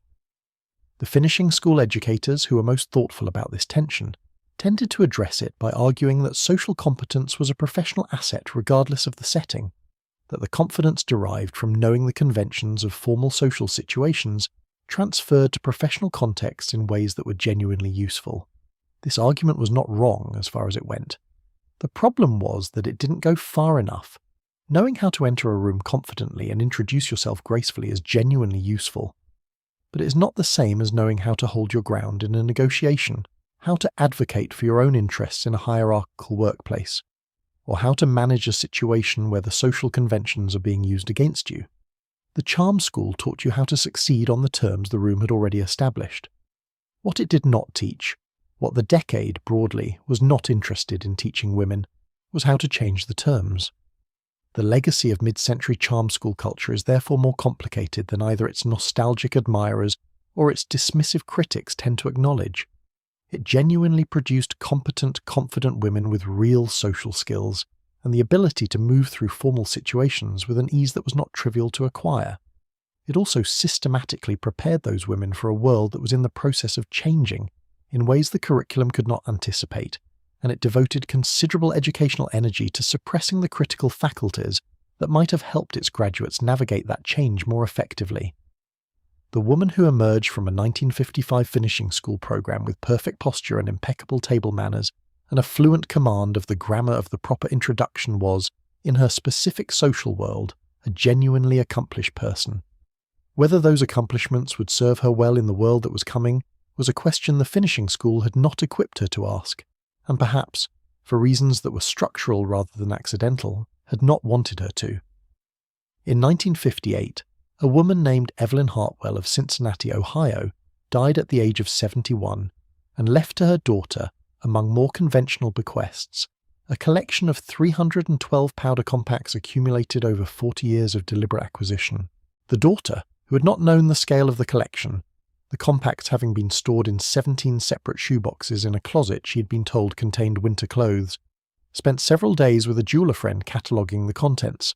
Stratton silver-plated compacts from England with their reversible mirror mechanisms, Art Deco volupté cases in gunmetal and black lacquer, Elgin American compacts with painted enamel lids depicting pastoral scenes, Coty's pressed air cases with their distinctive gilded finish, and scattered among them several pieces of extraordinary quality, a Cartier compact in 18-karat gold, a Fabergé-style piece of unknown origin with enamel guilloché work, and 3 examples of Eisenberg's magnificent early production, heavy with rhinestone inlay. The daughter was a practical woman who had little sentimentality about objects. Nevertheless, she found herself unable to sell any of them for several years. That inability to sell is the compact's real story, the story that lies underneath the obvious stories about cosmetic culture and feminine presentation that the objects are usually recruited to tell. The compact was not, or not merely, a cosmetic accessory. It was a portable private world. Small enough to fit in an evening bag, substantial enough to carry in the hand, it contained within its closed case everything a woman needed to manage her public face during the hours when she was furthest from the private sanctuary of her vanity table. The powder inside, pressed into a smooth tinted cake under the mirror, was functional. But the case that held it was something else entirely, an object of beauty that a woman owned for herself, that reflected in its weight and its finish and its visual complexity a sensibility that was specifically and privately hers, regardless of whether anyone else ever saw it open. The compact's position in mid-century feminine material culture was defined by a specific tension between the public and the private that the object resolved with unusual elegance. The act of powdering the nose, which is what compacts were in theory for, was one of the few cosmetic maintenance activities that it was socially acceptable to perform in public in the 1950s. Foundation application, mascara, lipstick reapplication. These were activities that belonged to the privacy of a restroom or a dressing room, not to the table of a restaurant or the saloon bar of a commuter train. Powder was different. A woman reaching into her bag, extracting her compact and touching her nose with the enclosed puff in a restaurant was engaged in an act that was recognized as feminine maintenance, without being classified as exhibitionism. The compact made this public act graceful by providing a container that was itself graceful. The choreography of opening, using and closing a beautiful case was itself a performance, a small moment of elegance inserted into the flow of an ordinary evening. Stratton, the English compact manufacturer founded in Birmingham in 1941, had by the mid-1950s become the dominant brand in the British and international market for quality everyday compacts. The company's innovation was the convertible mechanism, a spring-loaded hinge system that allowed the mirror to be reversed within the lid, so that when the compact was open, the mirror faced either into the case for use or out of the case for display. This mechanical elegance was Stratton's signature, distinguishing its products from competitors who offered similar price points with less interesting engineering. The cases were silver-plated or gold-plated, frequently decorated with engraved patterns on the exterior, geometric, floral, pictorial, and lined inside with a gilt or silver finish that caught light pleasantly when the case was opened. They were not luxurious objects in the way that Cartier's compacts were luxurious. They were quality everyday objects of a kind that the post-war middle class was learning to value and to collect. The American compact market was more diverse, and, at its upper end, more theatrical. Volupté, headquartered in Elizabeth, New Jersey, with design sensibilities clearly informed by the Art Deco tradition, produced compacts in materials and forms that were bracingly unusual. The Gay 90s series with its figural scenes, the whimsy compacts shaped like miniature hands or bags or seashells, the series of compacts with watch faces embedded in the lid. Elgin American, operating out of Elgin, Illinois, produced the Americana-themed painted enamel cases, pastoral landscapes, hunting scenes, floral arrangements rendered with a naive warmth that made them feel like portable folk art. Evans, Dorset, Richard Hudnut. The American compact landscape was populated with manufacturers operating at various quality levels, from the drugstore compacts retailing for 75 cents to the department store cases that could run to $15 or $20, a significant expenditure in a decade when a new dress might cost $12.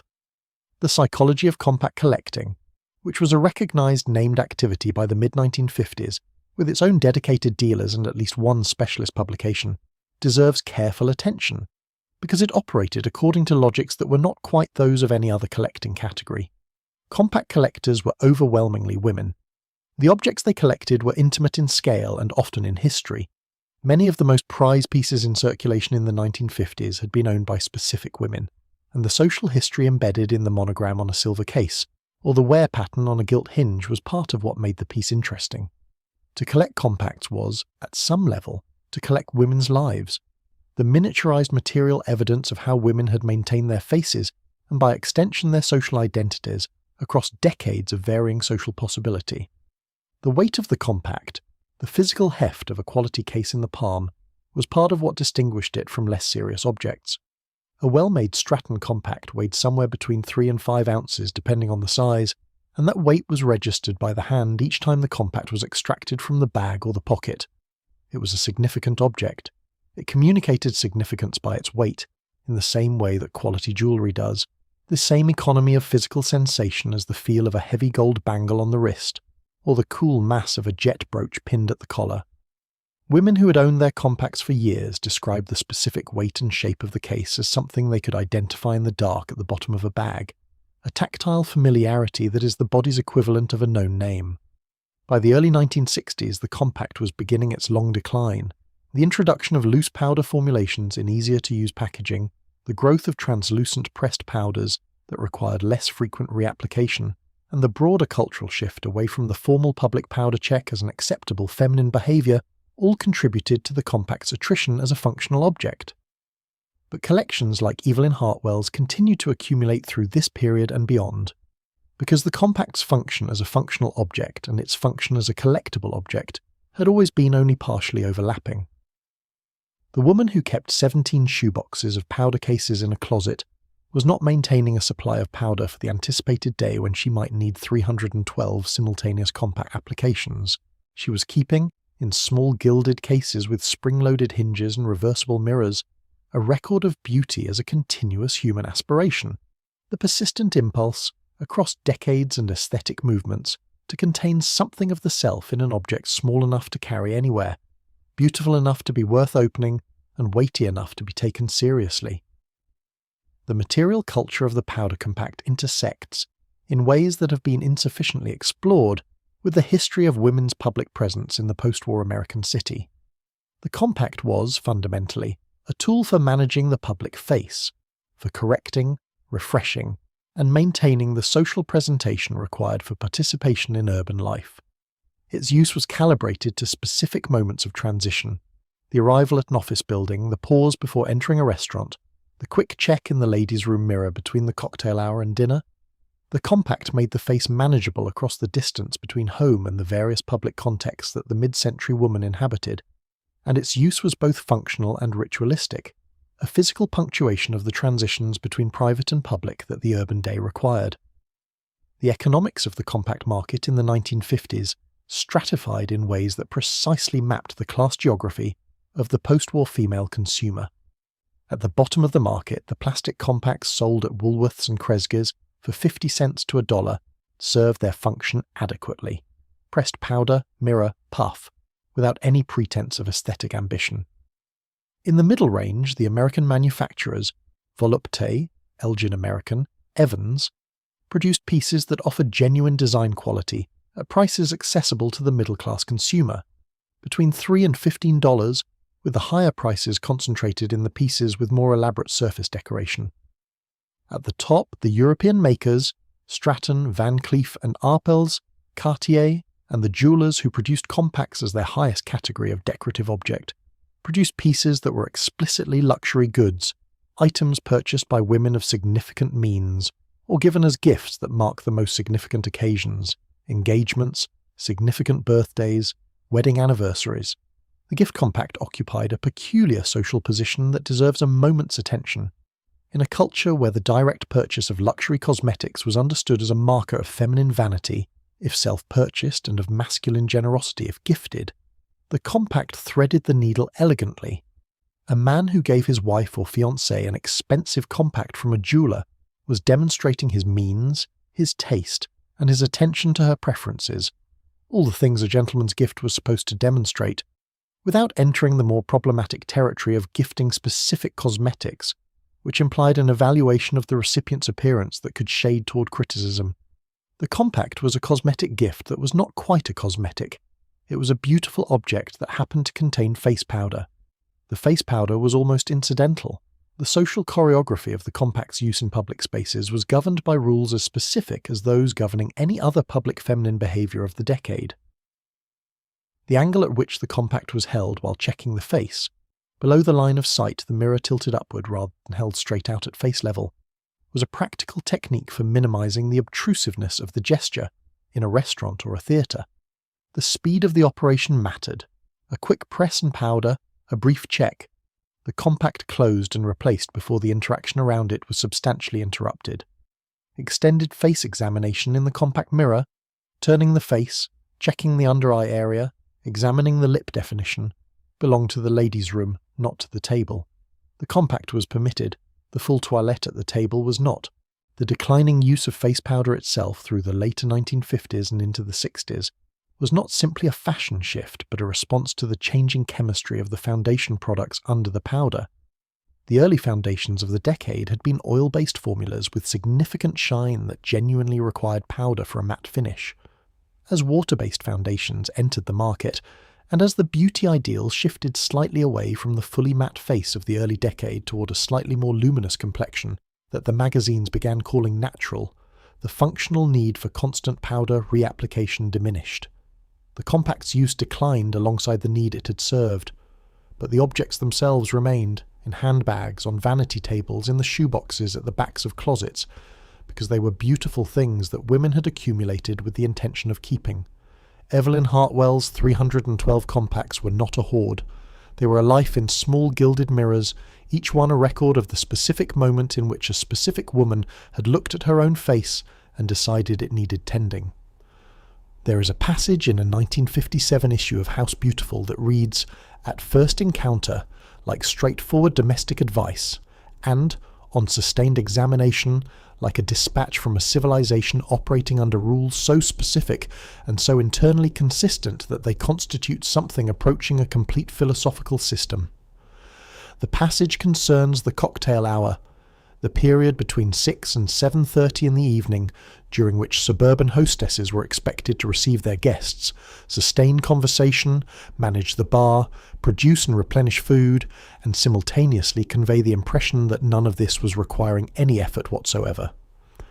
The successful hostess, the author writes, is the woman whose guests feel they have simply arrived at a place where everything pleasant has always been just so.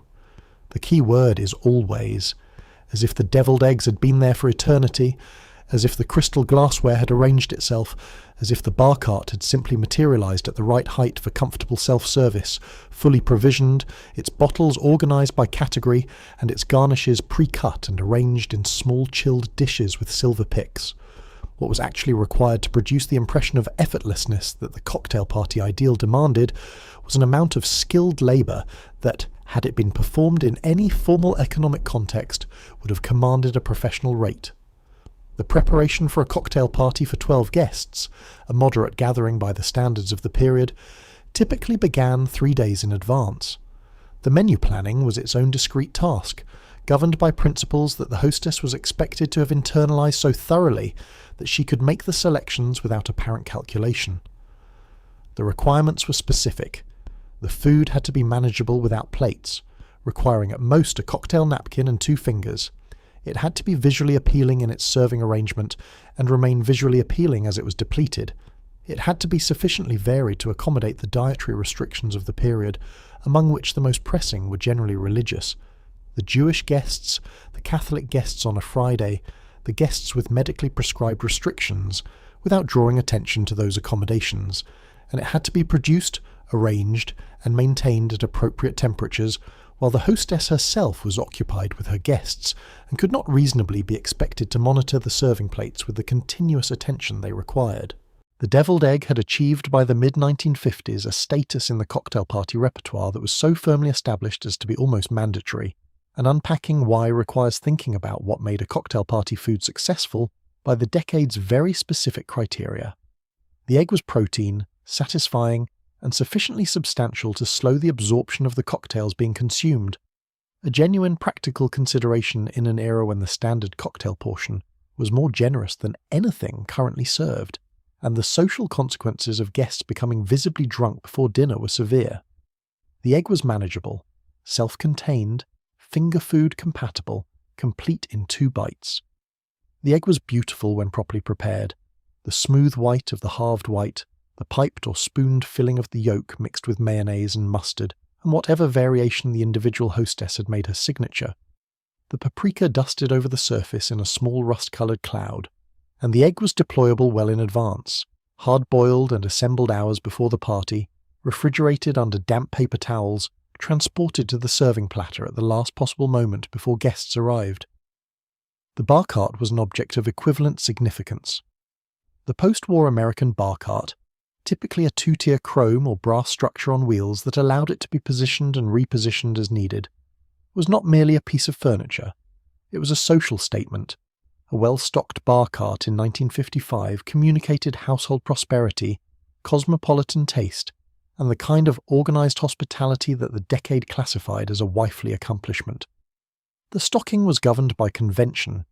The base spirits, bourbon or rye, gin, scotch, rum, vodka, which was still enough of a novelty that its presence implied sophistication, the mixers, tonic, soda water, ginger ale, club soda, the sweet vermouth and dry vermouth for martini and Manhattan service, the bitters, Angostura as standard, Peychaud's for those with New Orleans sympathies, and the garnish infrastructure, the lemon, lime, and orange for twists and wheels, the maraschino cherries, the cocktail olives, the pearl onions for Gibsons.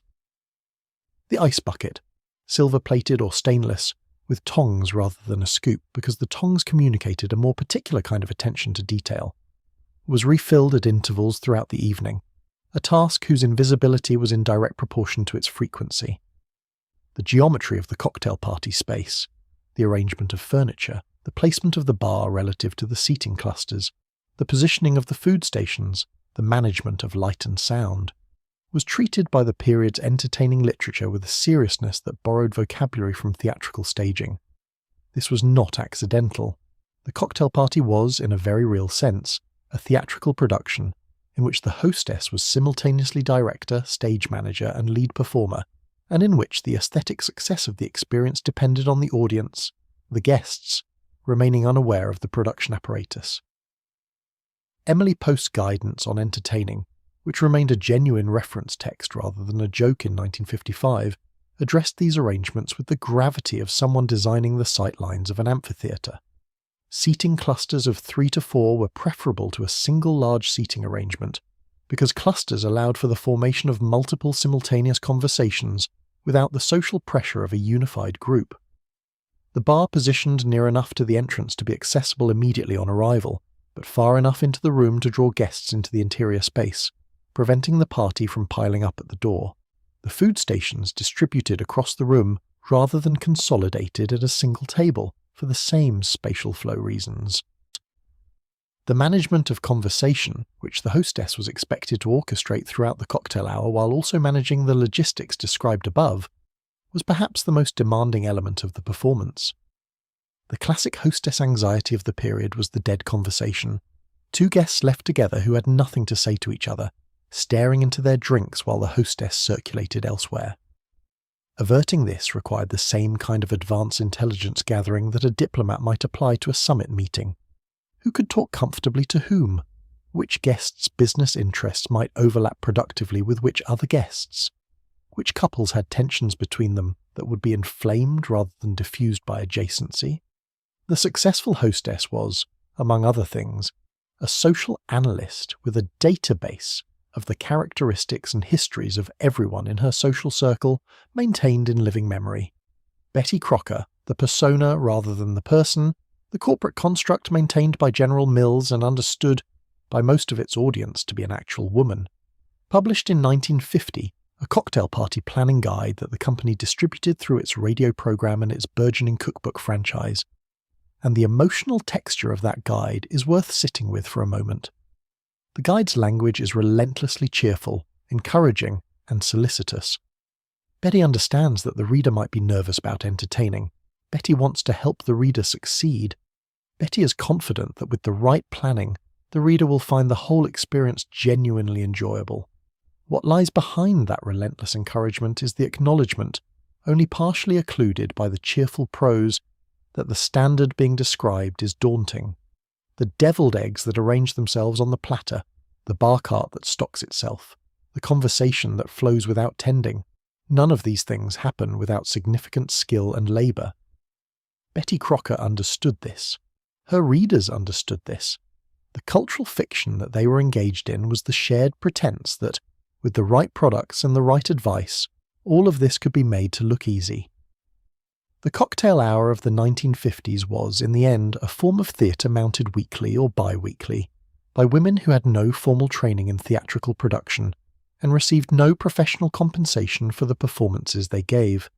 That so many of those performances succeeded, that guests went home having genuinely enjoyed themselves, having eaten food that was delicious, and drinks that were well made, and conversation that was stimulating, is a testament to the genuine skill of the women who produced them, and also to the extent to which the cultural demands placed on those women had the odd effect of developing, through sheer repeated necessity, a cohort of accomplished social artists who happened to have no other name for what they did than housekeeping.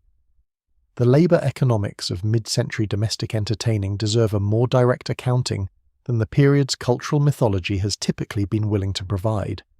The image of the effortless hostess, the woman for whom a cocktail party for 12 appeared to materialise fully formed, as if it had simply always been so, was a fiction produced through two mechanisms: the concealment of the preparatory labour and the systematic undervaluation of the skills required to execute it. The first mechanism was primarily physical. The messy work of preparation happened in the kitchen, behind closed doors, and the finished products appeared in the living room as if transported there by invisible hands.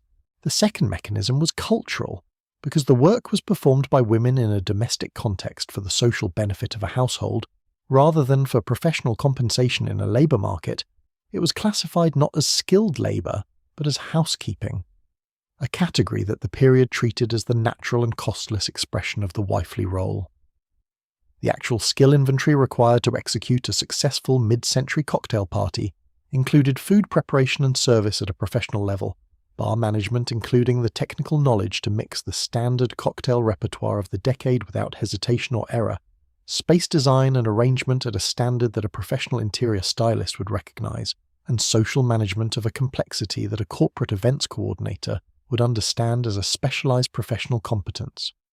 Women who possessed all of these skills simultaneously, and many did, were operating as professionals in every sense except compensation and social recognition. The specific knowledge required for bar management in the mid-50s is worth spelling out, because it is often elided in accounts that treat the decade's domestic entertaining as primarily a question of social performance rather than technical competence. A correctly made martini in 1955 was not a simple drink. The standard recipe, gin to vermouth in a ratio that was itself a matter of some social commentary, required chilled glassware, a specific technique for the stir or the shake, depending on the preference of the household and the drinker, and a garnish, olive or twist and the distinction mattered, deployed with a care about its visual appearance that added a final half-minute to each drink's preparation. The Manhattan required similar attention.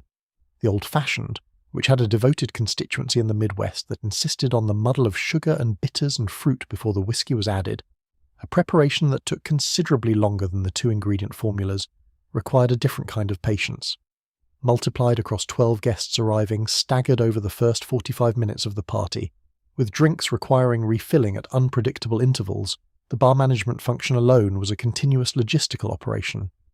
Amy Vanderbilt, whose complete book of etiquette published in 1952, became the decade's dominant reference text on social conduct and displaced the previously authoritative Emily Post in many middle-class households, addressed cocktail party planning with a practicality that her predecessor's more aristocratic manner had sometimes lacked.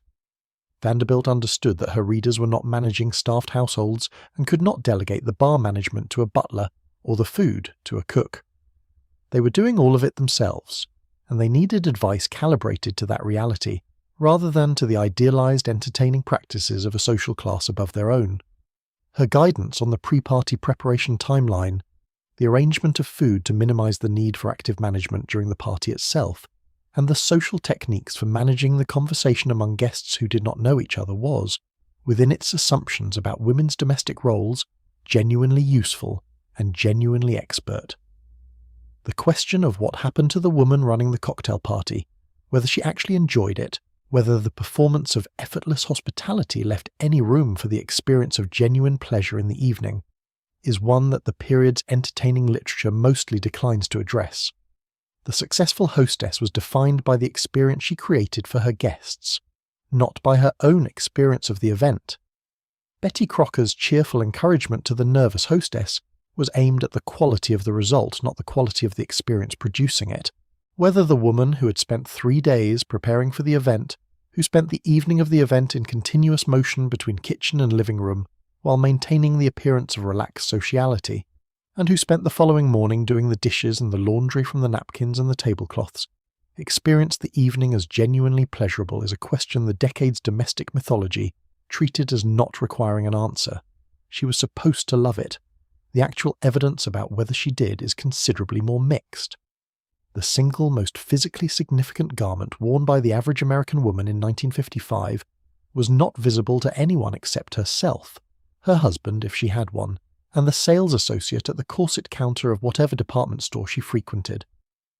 It was a foundation garment, marketed variously as a girdle, a panty girdle, a long-line bra with attached garters, or a combination garment sold under euphemistic names that suggested comfort and freedom while delivering their exact opposites. It was made of latex or a nylon elastin blend, occasionally reinforced with boning at the side seams and front panel, and it compressed the flesh of the abdomen, hips, thighs, and lower back into a shape that was considered, by the standards of the decade, to be the correct shape for a woman's lower body to assume. Women wore it to work, to the grocery store, to church, to cocktail parties, and to dinner, essentially any time they were expected to be dressed in anything more formal than a house dress. Many women wore it all day every day as a matter of unquestioned routine, the same way they wore shoes. The discomfort is almost impossible to overstate for anyone who has not personally experienced a period foundation garment. The compression that produced the smooth, controlled silhouette visible to the world simultaneously restricted the breath, constrained the movement of the hips and thighs, and created, by the end of a long day, a kind of physical relief in its removal that women of the period described with an expressiveness they generally withheld from accounts of other bodily pleasures. There were health consequences that the industry acknowledged only reluctantly and partially. The constriction of the lower abdominal region could interfere with digestion and elimination. The pressure on the lower back could exacerbate lumbar discomfort, and the restriction of lymphatic circulation in the compressed areas was a concern raised by the more forthright medical writers of the period, and promptly buried under the avalanche of foundation garment advertising in the same publications. Why did women wear them? The sincere answer is, because not wearing them was, within the social codes of the decade, a visible and legible decision that communicated something. The uncontrolled female body, the body whose natural contours were not managed by elastic and latex and boning, was, by the prevailing aesthetic and moral logic of the 1950s, not simply untidy. It was indecorous. It suggested a failure of self-discipline that the decade coded as feminine failure specifically, a lack of the effortful self-management that women were expected to perform as a condition of social participation. The woman who appeared in public without a girdle, and whose body's natural motion could therefore be detected through her skirt, was noticed. Not kindly. The garments that went over the foundation layer were no less architecturally complex, though they operated on principles of construction rather than compression. The silhouette that dominated the decade, the fitted bodice narrowing to the emphasized waist, then exploding into the full skirt that swept over layers of petticoat and crinoline, was an engineering achievement. Christian Dior's new look of 1947, which had established the decade's fundamental formal vocabulary before the decade itself had properly begun, required in its execution a quantity of internal structure that had no domestic precedent in the post-war period. The full skirt did not achieve its spherical volume from the weight of the fabric alone. It was held out by crinolines, underskirts constructed from stiffened net, occasionally wired at the hem, stacked in layers, each adding circumference to the previous. By the middle of the decade, the crinoline had developed into a minor industrial sector of its own. Department stores devoted significant floor space to the category. Wash-and-wear nylon net versions retailed at under $3 for the woman of ordinary means.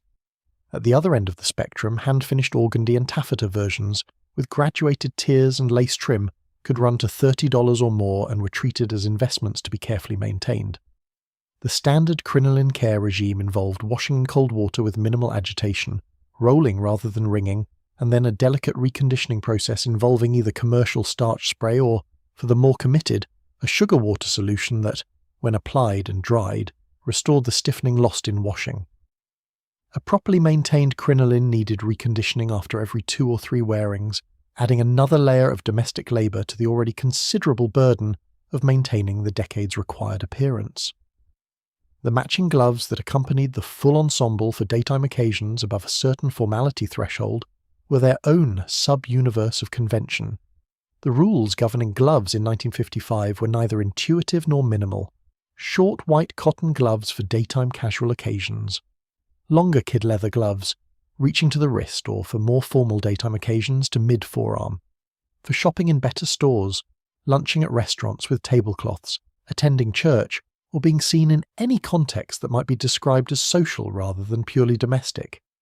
Evening gloves, the long, above-the-elbow versions in silk, satin, or fine leather, for formal occasions, theatre, dinner parties, charity events, anything that required an evening gown or a cocktail dress above a certain register. The convention was clear on this point. The longer the glove, the more formal the occasion. The debutante presentation, the formal ceremony in which young women from families of appropriate social standing were introduced to adult society at a formal ball, represented the extreme apex of the mid-century wardrobe hierarchy, the point at which the structural complexity of the decade's sartorial demands achieved its most concentrated and theatrical expression. The debutante gown was white or ivory, always without exception, a constraint that was understood as simultaneously symbolic. Purity, availability for marriage, membership in the social class that maintained such traditions, and practical. White photographed beautifully for the society page coverage that documented and thus validated the proceedings. The gown was constructed to the most exacting standards, typically a strapless bodice of structured satin or silk, fitted with internal boning and a modesty panel of net or chiffon at the neckline, over a skirt with such extreme fullness that the overall circumference at the hem could reach 10 or 12 feet. Dressing for a debut was a communal operation. The corset foundation had to be laced or hooked before any subsequent layer was possible. The crinolines went on next. 3 was the minimum, 4 or 5 not uncommon, and they had to be carefully arranged to ensure even distribution of volume around the circumference. Then the gown itself, requiring at least 2 additional persons to lift the skirt over the foundation layers without compressing the crinoline, then lower it and button or hook the back closure while the wearer held completely still. The gloves, long white kid leathers, went on last, requiring careful smoothing from the finger up the hand and wrist and forearm to prevent creasing. The total duration of the dressing operation was typically between 45 minutes and an hour, and it was followed by several hours during which the wearer sat with extreme care on the edges of chairs, navigated doorways at an angle to accommodate the skirt's circumference, and danced by holding her skirts at arm's length to prevent them from wrapping around her partner. The strict rules governing daylight versus evening dress that the finishing schools codified, and the fashion magazines illustrated in exhaustive detail, served a function that was simultaneously aesthetic and territorial. The correct identification of clothing appropriate to a given occasion and time of day was one of the most basic social competencies expected of the properly educated woman, and the visibility of the cues meant that errors were immediately detectable to anyone within the same social world. The woman who appeared at a daytime luncheon in a décolleté evening gown was making a mistake. The woman who appeared at a formal evening dinner in a daytime suit was equally wrong in the other direction. The rules were not arbitrary. They were the grammar of a social language, and fluency in them was what separated visibly and immediately the woman who belonged from the woman who was still learning. The structural revolution that dismantled this system came not from any single designer or cultural moment, but from the accumulated pressure of women's entry into professional life in numbers that made the maintenance of full crinoline infrastructure simply logistically impossible. You could not work a full day in an office, in a foundation garment that restricted your breath, and sit comfortably at a desk in a skirt whose diameter exceeded the width of the desk. The structural engineering of the 1950s silhouette was, in the end, incompatible with the structural requirements of a working life. The clothes changed because the life had already changed, and the fashion industry, for once, was simply catching up. The construction of the mid-century feminine silhouette from its undermost foundations upward reveals, for anyone who bothers to trace it, a collaboration between several industries, textile, chemical, garment, and retail, that was so thoroughly coordinated in its assumptions about the female body that it is difficult to locate the origin of its directives in any single place. The rubber and latex industry, which produced the foundation garments, the nylon and acetate manufacturers who supplied the fabric for the dress layers, the crinoline producers who manufactured the structural underpinnings, the pattern companies who designed for the silhouette those foundation layers were meant to produce, and the magazines who published the images that established what the completed construction was supposed to look like. All of these operated within a shared aesthetic framework that was so consistent across the period that it is sometimes tempting to imagine a central planning committee. There was no committee. There was something more powerful, a market. The teenage girl's relationship to the silhouette of the decade was complicated in ways that the adult women's experience was not, because the teenager was simultaneously learning the rules and developing the body that the rules were designed to manage.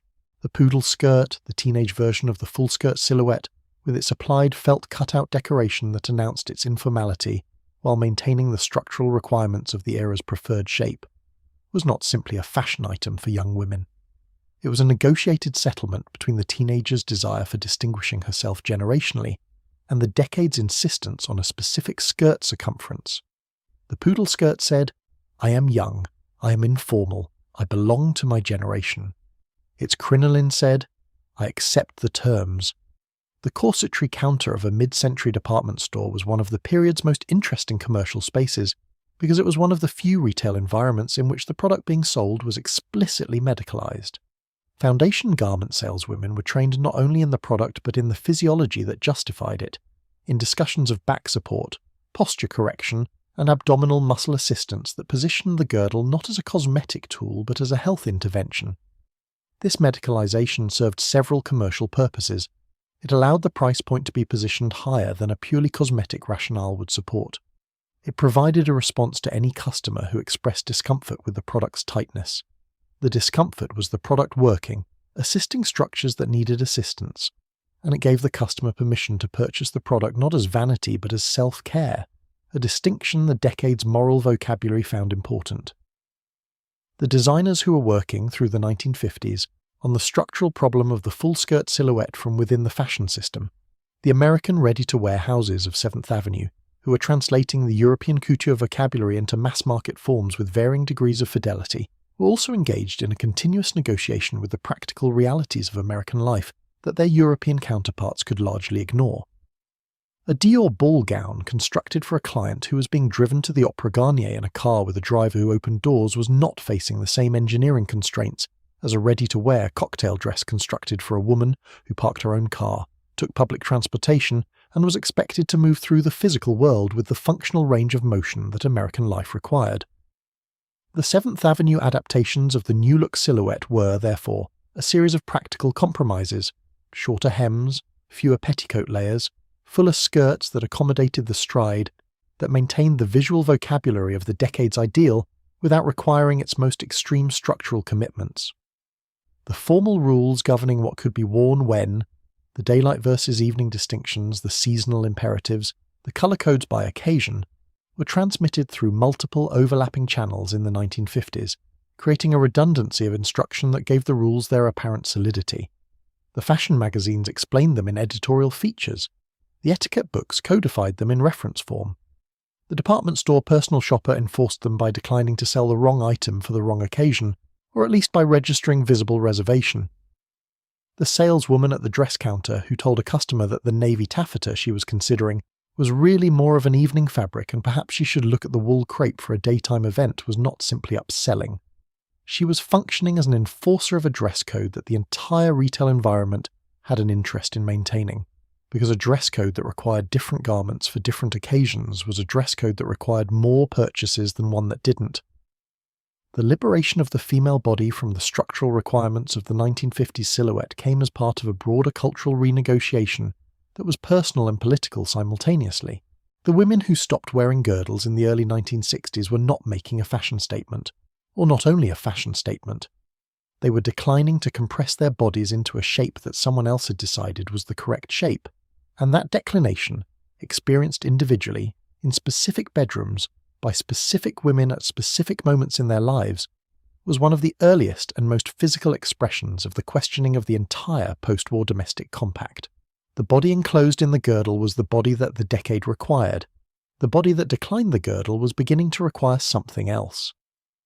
In the winter of 1941, as the United States was still absorbing the shock of the Pearl Harbor attack, and the federal government was beginning to assess which civilian industries could be curtailed to support the war effort, the War Production Board circulated a preliminary list of materials and products that might be subject to restriction.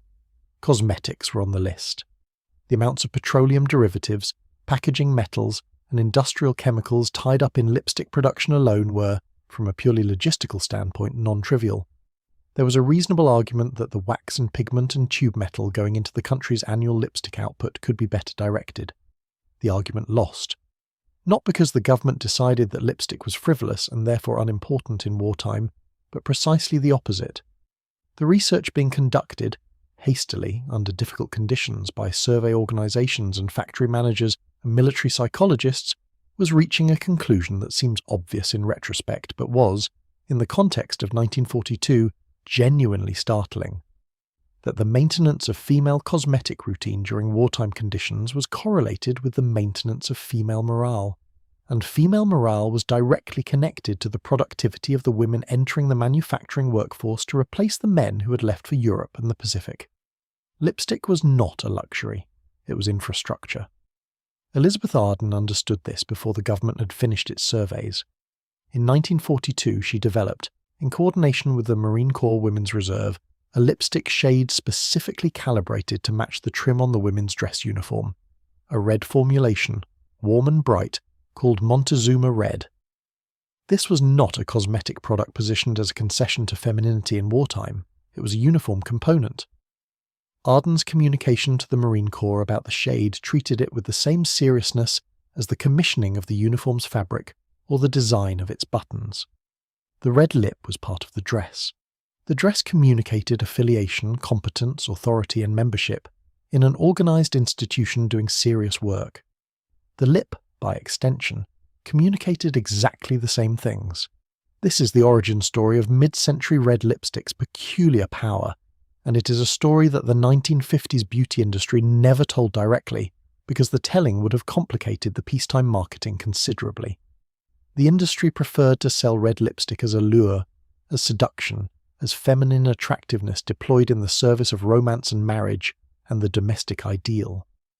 The actual history was more interesting and more subversive than that. The shade had been militarized. It had been formally incorporated into a fighting force's dress code. It had been, for the duration of the war, associated not with feminine softness, but with female competence in the service of national survival. That history did not disappear when the war ended. It was repressed, redirected, reconstructed. But the women who wore red in 1952 had bodies that remembered 1943, even if the magazine ads around them told a different story. Revlon's triumph in the post-war red lipstick market was built on an understanding of this history that Charles Revson may or may not have articulated explicitly to himself, but that his marketing decisions consistently demonstrate he grasped intuitively. Revson, who had founded the company in 1932 with his brother Martin and chemist Charles Lachman, by developing a nail enamel formula that used pigments rather than dyes to achieve superior colour depth and opacity, understood that colour was not decoration, it was communication. The names he gave his shades, Persian Melon, Cherries in the Snow, Where's the Fire, Bachelor's Carnation, were not mere marketing copy. They were instructions to the wearer about what she was communicating by wearing them. Each name was a personality, a narrative, a social positioning. The decision to name a shade and market the name as strenuously as the shade itself was Revson's most lasting contribution to cosmetic culture, and it rested on the insight that women were not buying a specific formulation of wax and pigment and dye. They were buying the identity that the name conjured. The woman who purchased Cherries in the Snow was not the same woman who purchased Bachelor's Carnation. They might be the same biological person on different evenings, but the purchase was a statement of who she was choosing to be for the specific occasion that had prompted the lipstick choice, and the name told her, and anyone who observed her with it on, what that choice meant. Hazel Bishop entered this market in 1950 with a technology that challenged Revson's dominance at the level of performance rather than identity. The first commercially successful no-smear lipstick formulation, which used a combination of lanolin and synthetic materials to produce a colour that adhered to the lips without transferring to glasses, cigarette holders, or, the key marketing implication, the faces of anyone the wearer kissed. The no-smear positioning was a frank acknowledgement that the previous generations of red lipstick had a significant practical liability. A kiss in red lipstick left unmistakable evidence. This had social implications that range from the merely inconvenient to the genuinely problematic, depending on the social context of the kiss, and Hazel Bishop's chemists had solved a real problem. Revson, watching Bishop's sales numbers with the focused attention of a man genuinely threatened by competition, responded with his own version, an improved transfer-resistant formula, and simultaneously launched a marketing assault that positioned his product as the quality standard and Bishop's as an imitation. The campaign was not entirely honest. It was, however, very effective. The question of which shades of red were considered improper, which is the question embedded in this volume's subtitle, and which is not a rhetorical flourish, but an actual historical fact, is more nuanced than it first appears. The 1950s had a genuine and operative social distinction between reds that were acceptable and reds that were not, and the distinction tracked along several axes simultaneously.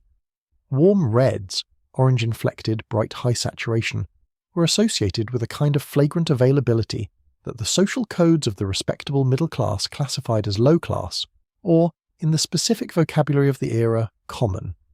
Cool reds, blue-inflected, deep, with a tendency toward the true crimson or the near burgundy, were considered more sophisticated, more controlled, more consonant with the restrained femininity that the decade's dominant feminine ideal celebrated. The warm reds read as trying too hard, the cool reds read as confident enough not to need to try.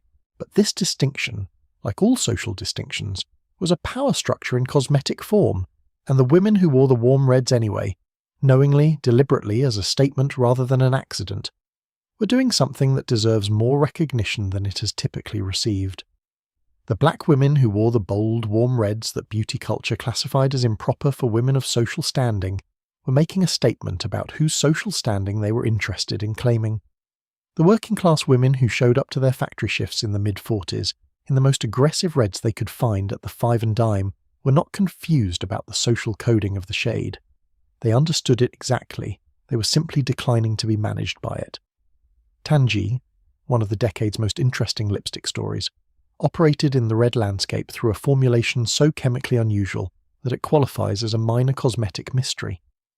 Tangy's lipstick was orange in the tube and turned red on the lips through a chemical reaction with the specific pH of the individual wearer's lip tissue, which meant that the shade on every woman's mouth was theoretically unique to her chemistry. The company marketed this as personalization, the lipstick that makes your own natural colour, and it was enormously popular throughout the 40s and into the early 50s, particularly with women who were anxious about the social legibility of wearing too obviously bold a red. Tangy gave you a red that could plausibly be attributed to nature. The armour was disguised. By the middle of the decade, Revlon's Fire and Ice, launched in '52 with the most sophisticated mass-market cosmetic advertisement the country had yet seen, had redefined the terms of the conversation entirely.